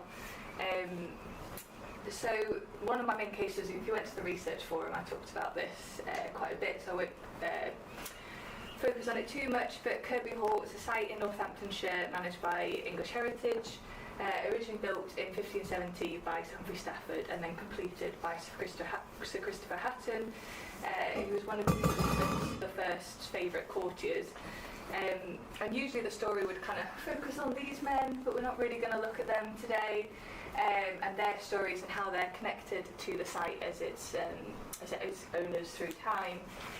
Instead, we're going to look at other stories. So, important to note with Kirby Hall was that there were several building campaigns in the first 100 years of its history, but then it became less occupied in the 18th century and was largely abandoned to fall into ruin in the 19th century.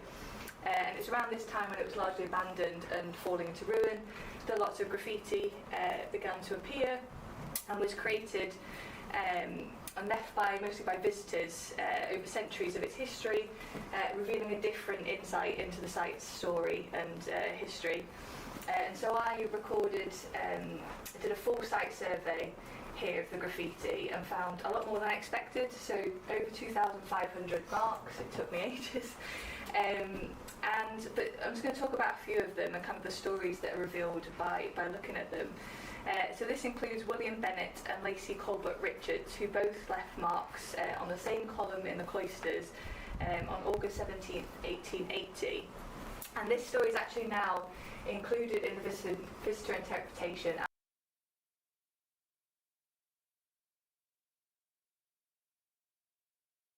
by town in 1860, and was the son of a shepherd and his wife Sarah Bennett, so Samuel and Sarah Bennett, and would have been aged around 20 when visiting and leaving his mark. It's the top one just there. And he later worked as a painter journeyman, and then also worked as a painter and paper hanger, a house painter, and a pulley painter in an iron foundry. And he largely stayed and lived in Northamptonshire. In comparison, the mark below, so W. Like Williams is there, and then Lacey is just around the corner. Lacey, who's William's graffiti companion, was also born in the town of Oundle, to a tailor and a dressmaker respectively, and he would have also been about 20 when visiting the site and leaving his mark to commemorate this visit. He followed in his father's footsteps and worked as a tailor, but then left Northamptonshire to work in Nuneaton, then moved to the Isle of Wight, and then to West Derby in Liverpool. And he worked a lot of different jobs around tailoring, so a tailor and cutter, a laundry proprietor, a sailor merchant, a tailor and draper, and later as a master tailor. And he was also a member of the Freemasons. And he, so these kind of two graffiti examples created on the same column and on the same day, kind of indicating that these two local lads visited Kirby Hall together, decided to leave their mark, potentially to commemorate and visit, and by listening to the marks on the wall, these graffiti forge a connection between the history of these two working class men, or you could argue that Lacey maybe entered the middle class, one who spent his time in Northamptonshire, and another who kind of travelled around England, and they connect them to the site and its history.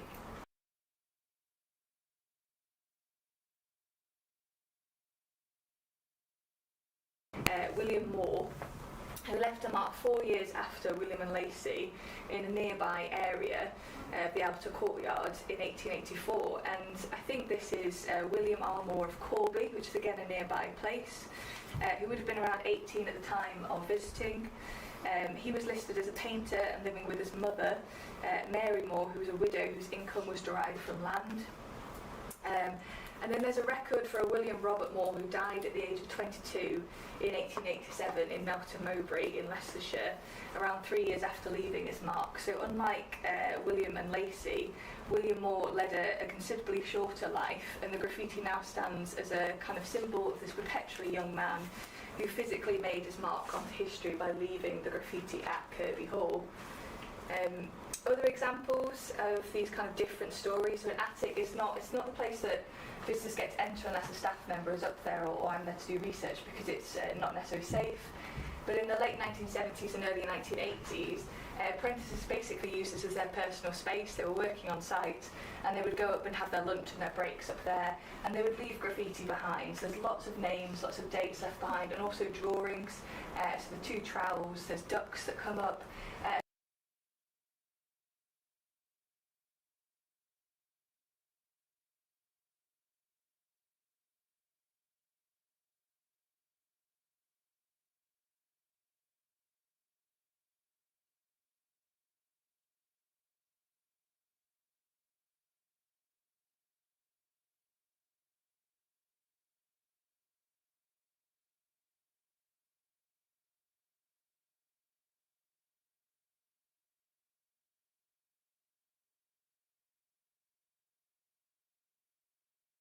And unlike Kirby, that became a ruin and then people started to leave graffiti, Liverpool New Build was never actually finished. So it was built around a similar time, in the early 17th century, and when the owner died, the person who inherited the estate was actually involved in the gunpowder plot, and so it never actually kind of happened and the work stopped. But people have left graffiti since this time period, so I've just got these two examples. One from 1790 and one 200 years later from 1990, of this tradition of people going to the site and leaving graffiti. And I need to check it out, but there's a story that people at Kirby tell of that you're actually invited to leave your mark here, and maybe that influenced the practice at Kirby as well.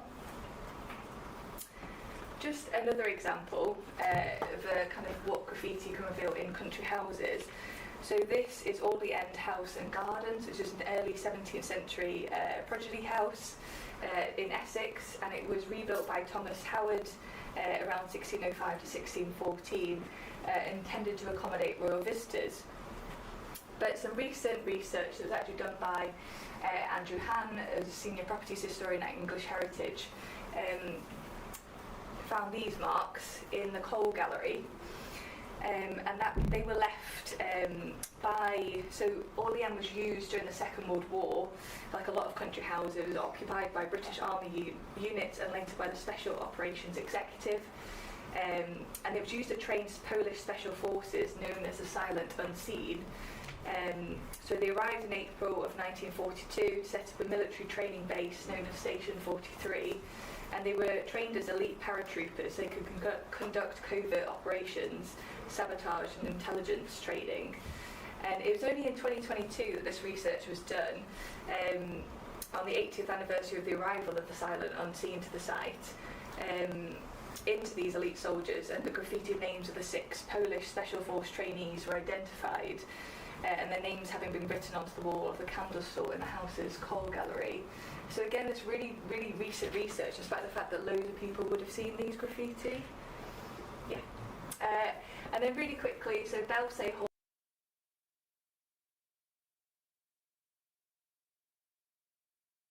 sites have got some scantily clad women, but also names as well that people have left during their time there.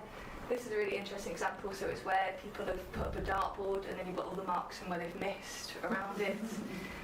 One of my favourite graffiti of a little Adolf Hitler with planes dropping bombs in the stables. This one, which I think is maybe a map for reconnaissance, and maybe someone parachuting out of a plane. That was also left in the stables, and then some kind of working history as well. So the boy who lent the tools is out. Someone who's visited, and a profile of a man with a flat cap, it seems, as well, left on the site. And this is the last one I'll talk about. So currently doing a placement at Brodsworth Hall and Gardens, and as part of that I was given a tour of the site, and then I did what I usually do, is just look for graffiti while I was given the tour.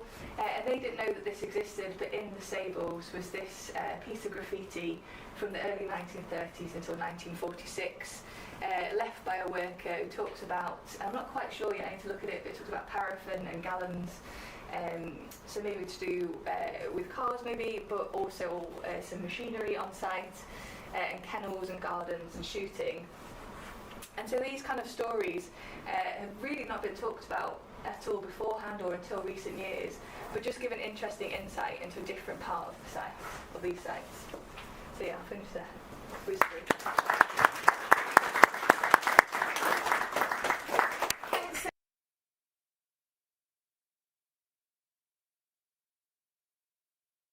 I'm sure some people have got some questions. If not, I've got questions. I'm actually working. I know. He just warm.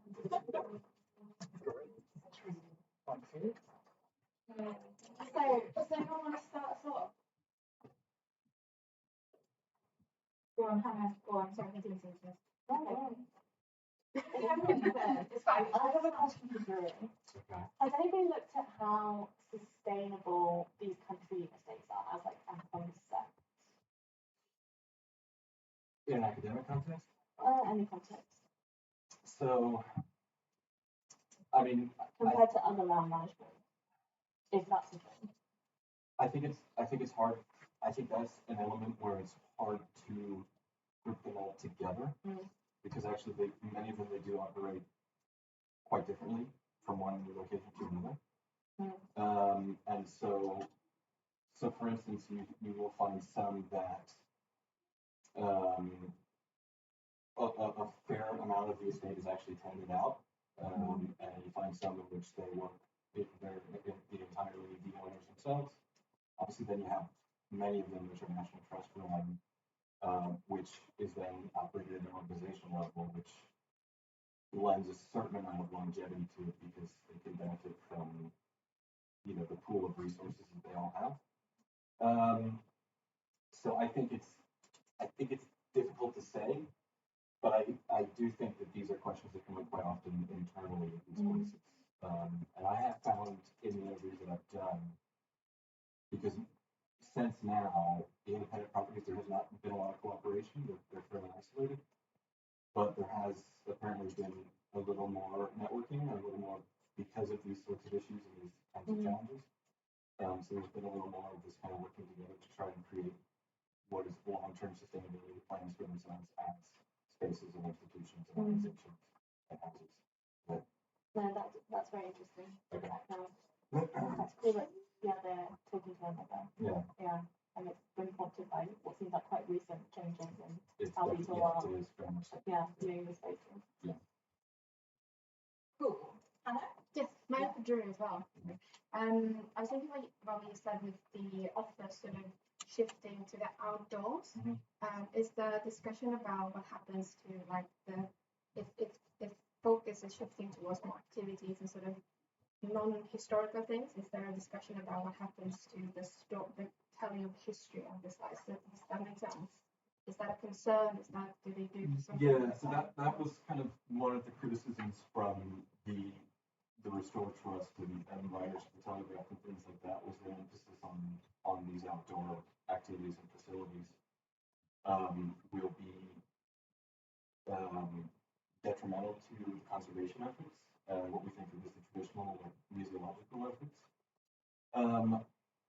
From what I've gathered so far, that's not the case. They're still doing their work. And as people that I've spoken to, both the Independent and the National Trust, is that, like I said, at the end of the day, whether it's a charity or not, the goal is to make money to sustain the conservation efforts. And so I found that there's a little bit of, sometimes the conservationists inside or this in the collections departments can be they're a little about some of the direction of funds. But I think overall, I think it's beneficial, and I know that particularly the social histories, which picked up some traction about 15, 20 years ago, they're doing more and more and more of that. More places are opening up, and that's as well as the National Trust and a lot of the effort of inclusion was the social histories and telling stories of queer histories and feminist histories and things. And so I think the hope of these places is that it will work together, and that the outdoor spaces and the park spaces, that 65% of their clientele, that will help fund what can be done for the other interests in the house itself. Yes, it makes sense. Thanks. Questions for Emma or Shri? Oh, what question for Emma? In your assessment of graffiti from so many different houses, do you see any trends of themes of what is being portrayed? Is there more crude images in certain houses or certain regions of the country versus others, or is there more veins that have locations and dates in others, or any sorts of general things like that? So Kirby and Leiden is both, it's interesting, it's both from the mid 19th century an increase in people leaving marks, more people that are travelling around and going to them, and for Kirby that's an issue actually. And I think the same is Kenilworth as well, where there's this kind of increase in mark making happening at a particular point in the mid 19th century. And one thing I was hoping to look at, and I don't think I have time, is actually to do kind of a cross-site analysis of a particular period. So there's a lot of second World War graffiti at different sites where the army's been stationed there and the people spent a lot of time in different settings. So whether that's with the slave conscientious objectors at Richmond who've been detained in the cell blocks, and then most of the Second World War soldiers who were just passing their time there, to Orford Castle where it's people are just visiting, kind of American soldiers are visiting there. And so you can kind of see that across, and I think it will tell us a really interesting story. But yeah, I think there's probably some more trends I can pick out when I've looked across the sites. And then behaviour patterns as well is the most obvious. So historic graffiti, people weren't afraid to just be leaving it necessarily at some places. They were kind of just, Kirby, if you think about it, they're just in really open spaces. They're taking a long time to make these marks. Whereas now, people are still leaving them, but they know they're not supposed to be doing that. So they'll find them up chimneys and fireplaces and behind walls, which you wouldn't necessarily beforehand, because they know it's taboo to be doing it. So whereas before, people didn't have that concept. For Shri? Oh, it's very much. No. Question for Shri. Yeah, thanks, Ruth. Have you thought about looking at the interpretation of railways in the UK as your comparison with India? I have not thought about it, but in the World Heritage Site nomination list, they have compared one of the railways, I think Nilgiri Mountain Railways, with York's railway station. So I might have to look into that, but right now I don't have an idea about, should I be comparing? Will that be too much of a scope? Yeah, I'm just thinking the former director of the Railway Museum had a lovely, I want to do stuff in India, so did this sort of twinning thing, and he might be quite interested for you to have a chat with at Yes. some point, because there's a whole other colonial attitude that will come out from that. Thanks, Lula. I'll look into it. I can come back to your question now. I just didn't want to shoot them. No, that's totally fair. I was just going to ask, as a graffiti expert, is there graffiti that you see and you're just like, whatever, or do you see all of it and think like, oh, there's a story here? Like, are there like, if you can't find who the person is, or if it's just initials or whatever, do you ever just like not really have an interest in certain graffiti? It depends on the different like methodological. Really expansive view of what graffiti was. There was like people that would go down to the basement who'd like kicked a door open and left their boot behind, and that was like a different story you could see. And like thinking about, even if you can't necessarily, because it's really difficult to trace actually. Like with William Moore, it's actually the fact that I was able to find him. It's pretty hard. But even if you just record, like you can do a spatial analysis, so where are people leaving marks on the site, even if you can't, if you're taking that really expansive approach, and like why are they leaving it more in some rooms and not others. But then at other sites I've just kind of gone around and done simple recording, and I'm just going to be looking at kind of the most interesting bits, and hopefully that might kind of springboard future research that can be more extensive. But yeah, so there's just some bits that maybe just stand out more because they're different from other sites that maybe I'll look at. Right. Thanks ever so. Thanks very much. Thank you to all our speakers. There's an option now. We can have a 5-minute break, or we can crack on. Let's crack on. Crack on. So, exciting. Our next speaker is Wenna. Who's coming to talk to us about their very exciting search for new heritage. So, I'll leave it to go over to you.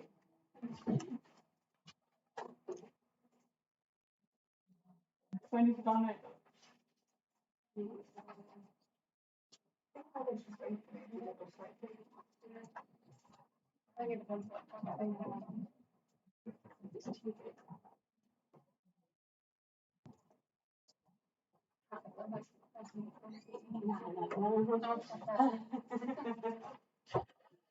Okay. My PhD is a collaborative doctoral partnership with the Nuclear Decommissioning Authority. I look at nuclear power stations in the UK. My PhD focuses on the ongoing decommissioning of the nuclear estate, which has highlighted the potential loss of nuclear assets due to a lack of existing heritage protection. The UK nuclear industry played an important role in national and international politics, providing a symbol of hope and modernity in the post-war years. Recently, ageing infrastructure and technological developments have required the closure of sites and prompted consideration of their heritage significance. I'm in the early stages of my PhD. I started in January, so I don't have a huge amount of data yet. But this PhD project aims to build a framework to determine the heritage significance of the UK.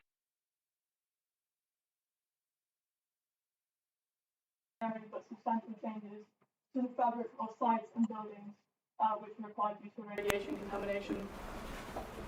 I intend to use a values-based approach which will be used to distinguish between different aspects of importance and consider the varying and often conflicting attitudes towards nuclear heritage. The UK nuclear power programme, initially development of technology was combined between civil and weapons until wind-scale piles, which were the first reactors in the UK. These were exclusively used to produce plutonium, and a couple of years later Calder Hall formed the prototype energy generation, I suppose, power station, sorry. And this, the Magnox programme developed off of this and was rolled out between 1959 and 1971. Dounreay had an experimental fast breeder reactor, and then in the wind-scaled AGR was built in the 1960s, and was a prototype for the AGR programme, which was rolled out between 1976 and 1988. Sizewell was finished in the early 1990s. It's a pressurised water reactor, it's the only one in the UK, but Hinkley Point C and Sizewell C will soon be two new ones.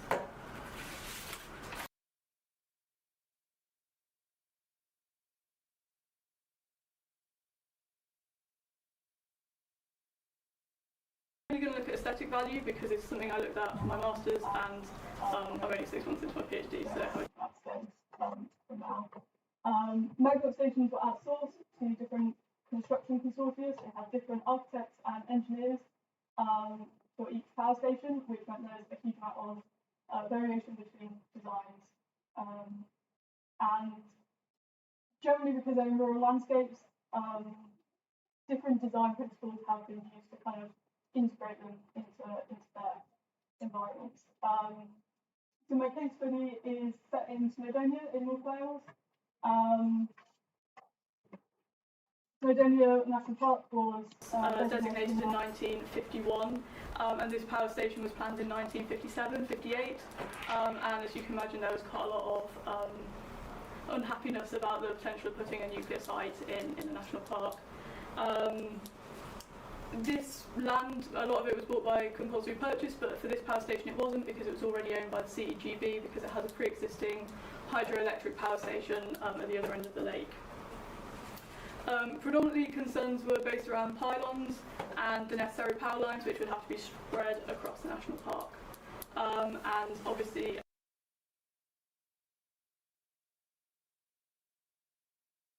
example of how post-war ideals have been used to kind of integrate large-scale industry into the landscape. So this is the power station. It's got, you can see the two main reactor buildings, and this is the turbine hall, and it's got other smaller offices and admin buildings around the bottom.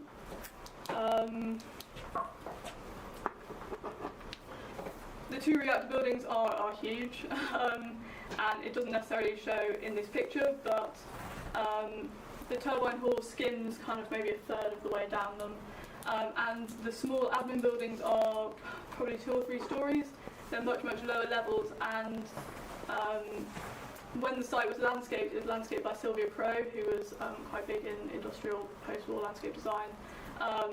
It's been designed so that by the tree coverage, if you approach it from the road, the trees and landscape have been designed so that you can't actually see the lower buildings. You can see the turbine hall, which kind of skims just above the tree line, and then you've got the 2 reactor buildings, which are fairly imposing. If we look more specifically at the design, I won't talk about the stuff inside the reactor because I don't have time today, but horizontality is quite key in the design. You can see it's used to, I guess, emphasise the flatness, the horizontality, to take away from the upwards elevation, so that, can I go back on this? So in the national park, these mountains, from whatever other than this angle, from most angles, the power station is substantially smaller than the mountains behind it, and by emphasising the horizontality, it really reduces kind of the scale of that.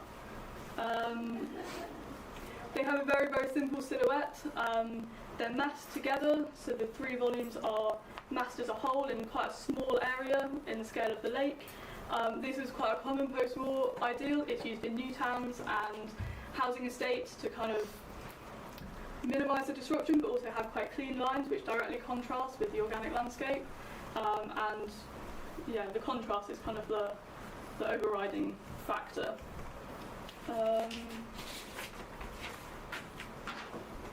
Yeah, it's got quite a clear, bold pattern, again, not to detract and have too much which interferes with the landscape. It's a very Russian design, it's quite a typical 1950s design.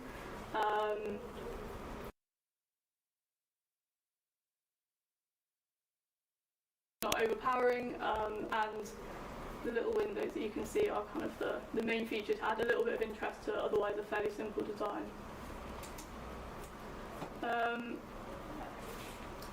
In terms of the future and the present decommissioning process, this is how it looks now. It's not quite as nice as I think the photograph made it look.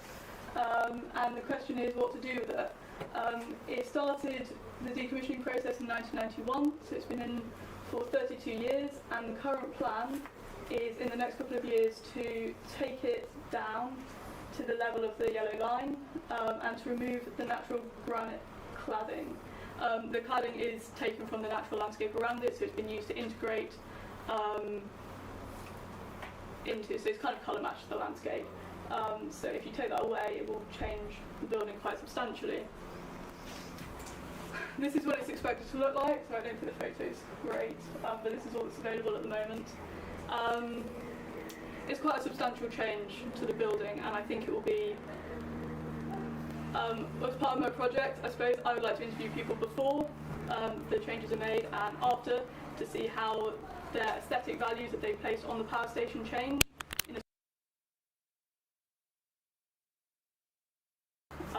To representing those.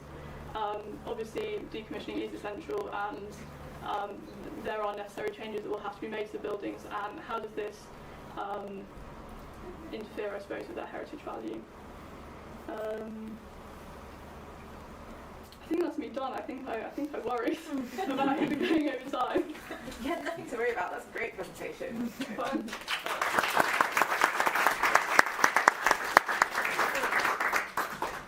And then next up, we've got Anna, who is coming to talk to us about, while I find my PDF, what did I do? Understanding water heritage to solve modern water scarcity issues, which I think will bring us right up to the present day, which is an exciting timeline that we've been on. So over to you, Anna.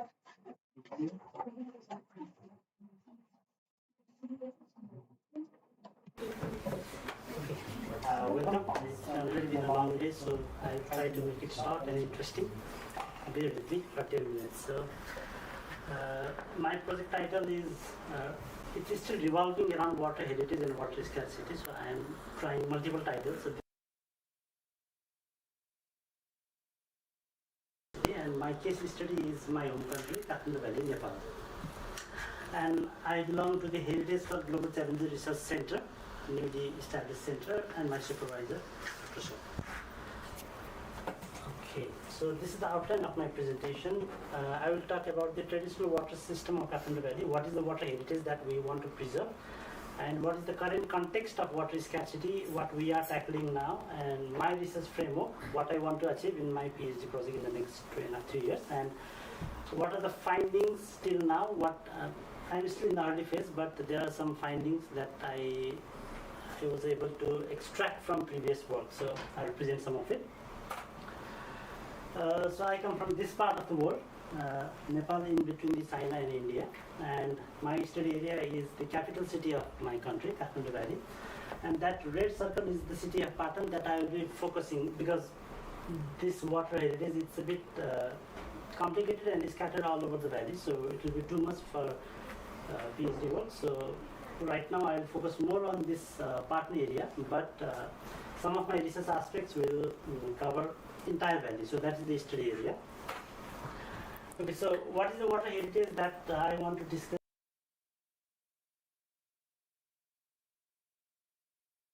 Second is the eastern spouts and those beautiful golden spouts that are scattered all around the valley. And there are some festivals dedicated particularly for the conservation of water. Festival celebrated is dedicated for the gods of water, and some typical cultural practices just to conserve these particular sources. So I want to look all those tangible and intangible heritages in one place and understand the organization of the system, how it used to function in terms of its scientific design, in terms of its social practices and its usability. And they were constructed 1500 years back, so it's quite old, and they are still functioning in most of the cases. but now there are lots of problems. So this is the context. So there is such a interesting, innovative designs, water engineering at that time that is still serving after 1,500 years. Through this project, I want to preserve. I want to advocate for preservation of these sources. So that is the overall research case here. More into the water heritage. So this is the sketch from 1880. He was the British.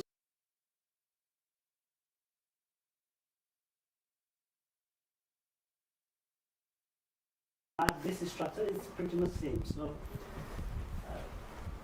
we have hundreds of, at least thousands of years of history with these water infrastructures, and there are hundreds of years old portraits available that were instrumental in the reconstruction, rehabilitation, these kind of things. So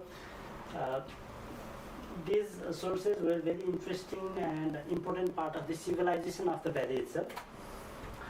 So let's dig more into the current context. So first image is the same valley in 1972, and this is the land use map of same valley from 1979-2009. The recent one I am still working on. So in the next symposium, maybe I'll be able to show land use map for 2022-23. So it used to be a green valley with lots of cultivation area, very limited housing. That was the history. Now it's full of concretes and buildings and everything. So because of that added population, because of this change in the land use, because of the internal migration, now we have more water demand, and those beautiful water heritage that used to serve Kathmandu Valley till this time is not in function now, because we have reduced the recharge area, we have reduced its natural area. So practices. Now we are facing water scarcity, and people from the low income group who does not have access to the pipe water supply are the most vulnerable one who are affected by these conditions. So this is the situation now. Again, an example of how we managed to destroy this beautiful water heritage is this photo from the 1950 by Tony again, and the same area now. So this used to be a recharge area, good pond, allowing water to seep through the aquifers, and now this is the public school that is encroaching this kind of these areas. So encroachment from public, encroachment from government, so many problems that these water areas are facing. Another one is the example from one of the many ponds. So in this time span of 20 years, you can see this used to be a pretty good pond 20 years before, and now already enclosed by so many buildings and almost dry. So this is the situation we are facing. So based on these context, what I want to do in my PhD research is address these 4 research questions. So understand the water management system, how it used to function, and try to understand the natural recharge process so that we can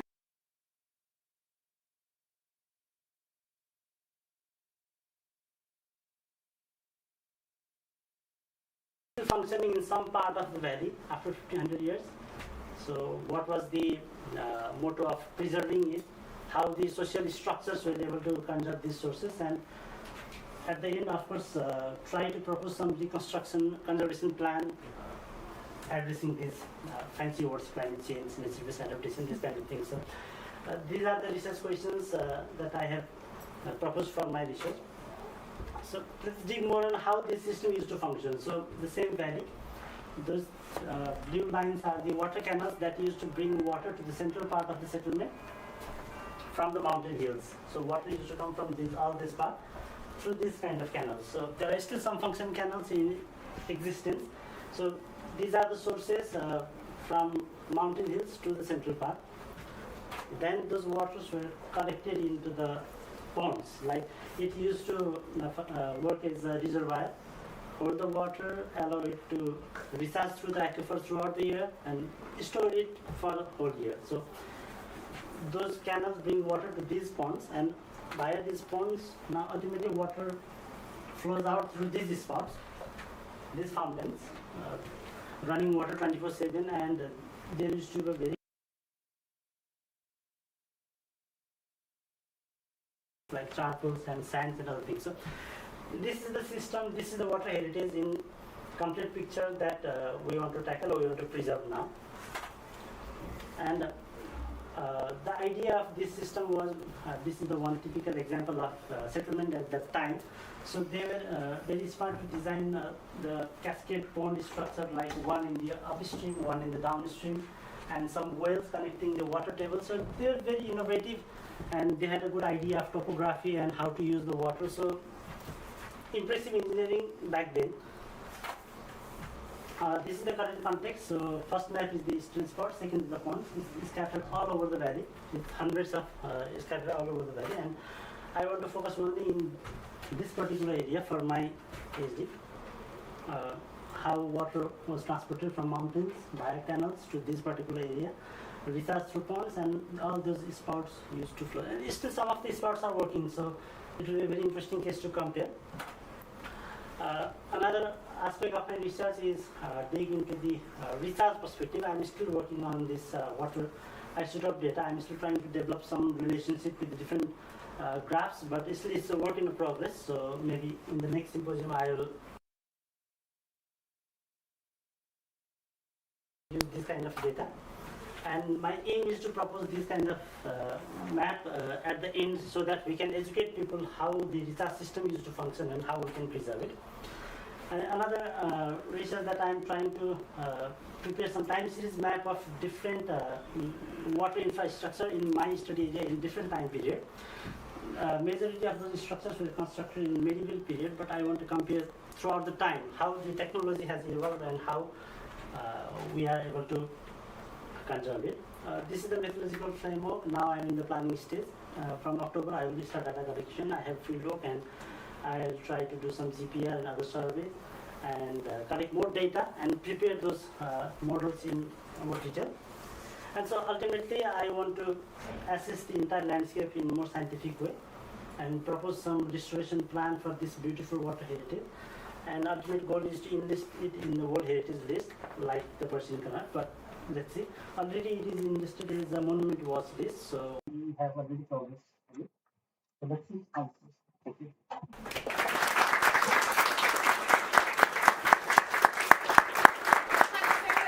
That was great. Wenna, would you be alright to come up? Because I'm sure people have got some questions.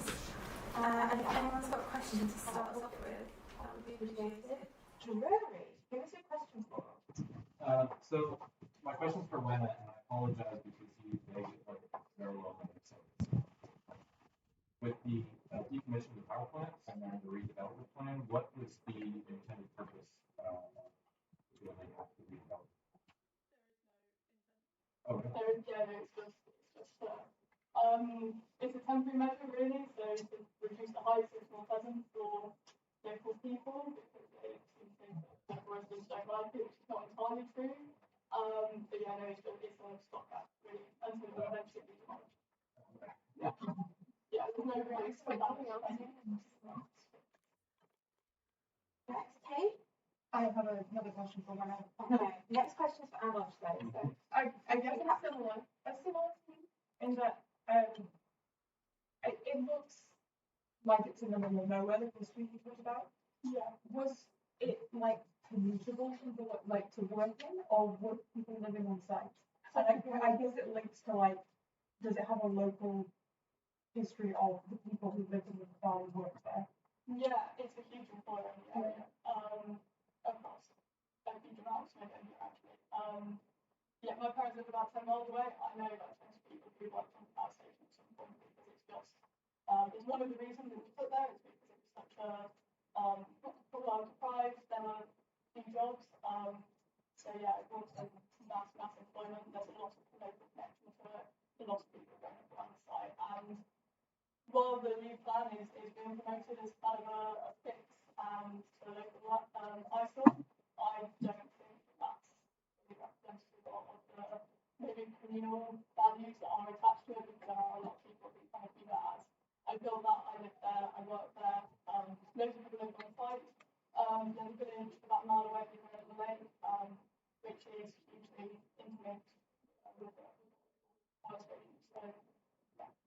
You get a really similar thing with the Ferry Bridge. I think it's Ferry Bridge, but they just knocked down the power station just outside to get rid of the their local ISO, but the locals didn't want to go, the locals loved it. It's the same 4 years I'm on the traditional power station and actually from the forest, and it's actually really interesting, and it is quite different to a lot of the traditional power stations, and I think they're a kind of architecture which are not massively valued. I think that's probably a little bit Can I piggyback this and just say one thing that you might want to look at, or do you quick, like, just in I kind of see parallels between some from the north, like, of my family are miners, and I think there's a lot of parallels between, like, there's something that is different power plants and manufacturing for different mines. Like, same socioeconomic description of, like, a community home. I don't know if that's an interesting parallel you could think about looking at. just about to some extent already. There are a lot of parallels, but it's also part of our study area, the miners and the miners processing that. But yeah, it's definitely interesting, and in some ways it's very influenced in the local world and other industries.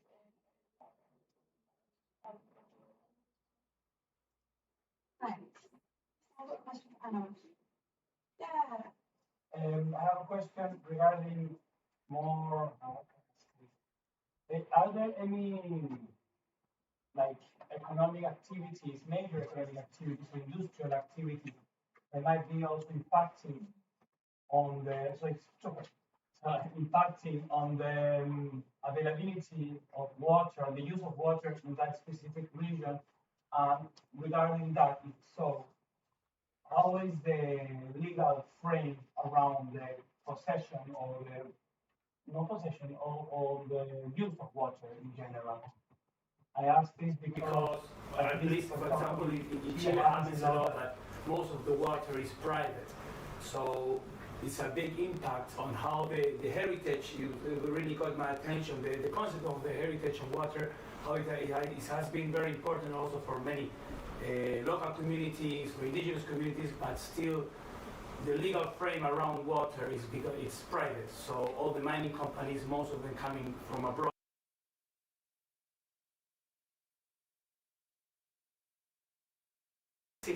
So I wanted to ask you more based on whether there's any tension. Interesting question, thank you. So I'll try to explain. In my case study, government is supposed to supply drinking water. It's a constitutional right. But what happens is water is limited, population is booming day by day. Because of that, private houses, they go for the groundwater with the boreholes and everything.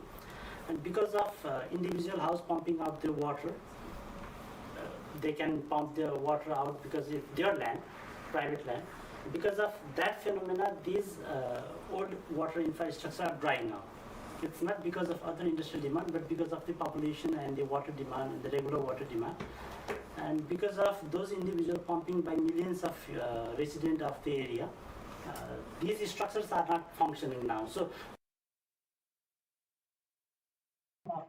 this particular sites, identifying the recharge area and adding more water in those particular areas, then make it flowing like it used to flow. Of course, it will not be sufficient for entire 5 million, 4 million population. It will be more of aesthetics, plus it will serve for the low income group. Larger population will get water from the government supply. But the idea is to conserve it for the next century so that we can educate our future generation how brilliant our ancestors were to construct these kind of things. So this is the tension. The rising population is the main challenge, and we have a limited water, so many other infrastructure challenges and so many other things going on. And just yeah. Amazing. A round of applause, I think.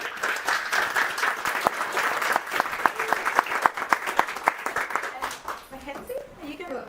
Sure.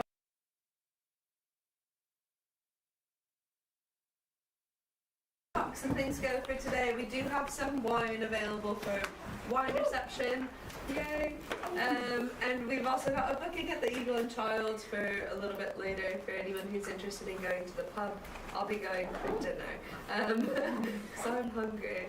But yeah, so hang around, I'll go get some wine. And I want to thank everyone who's helped me put this together. There's a lot of you guys, like Alicia, Melissa, Lucy, Lizzie, other Lucy.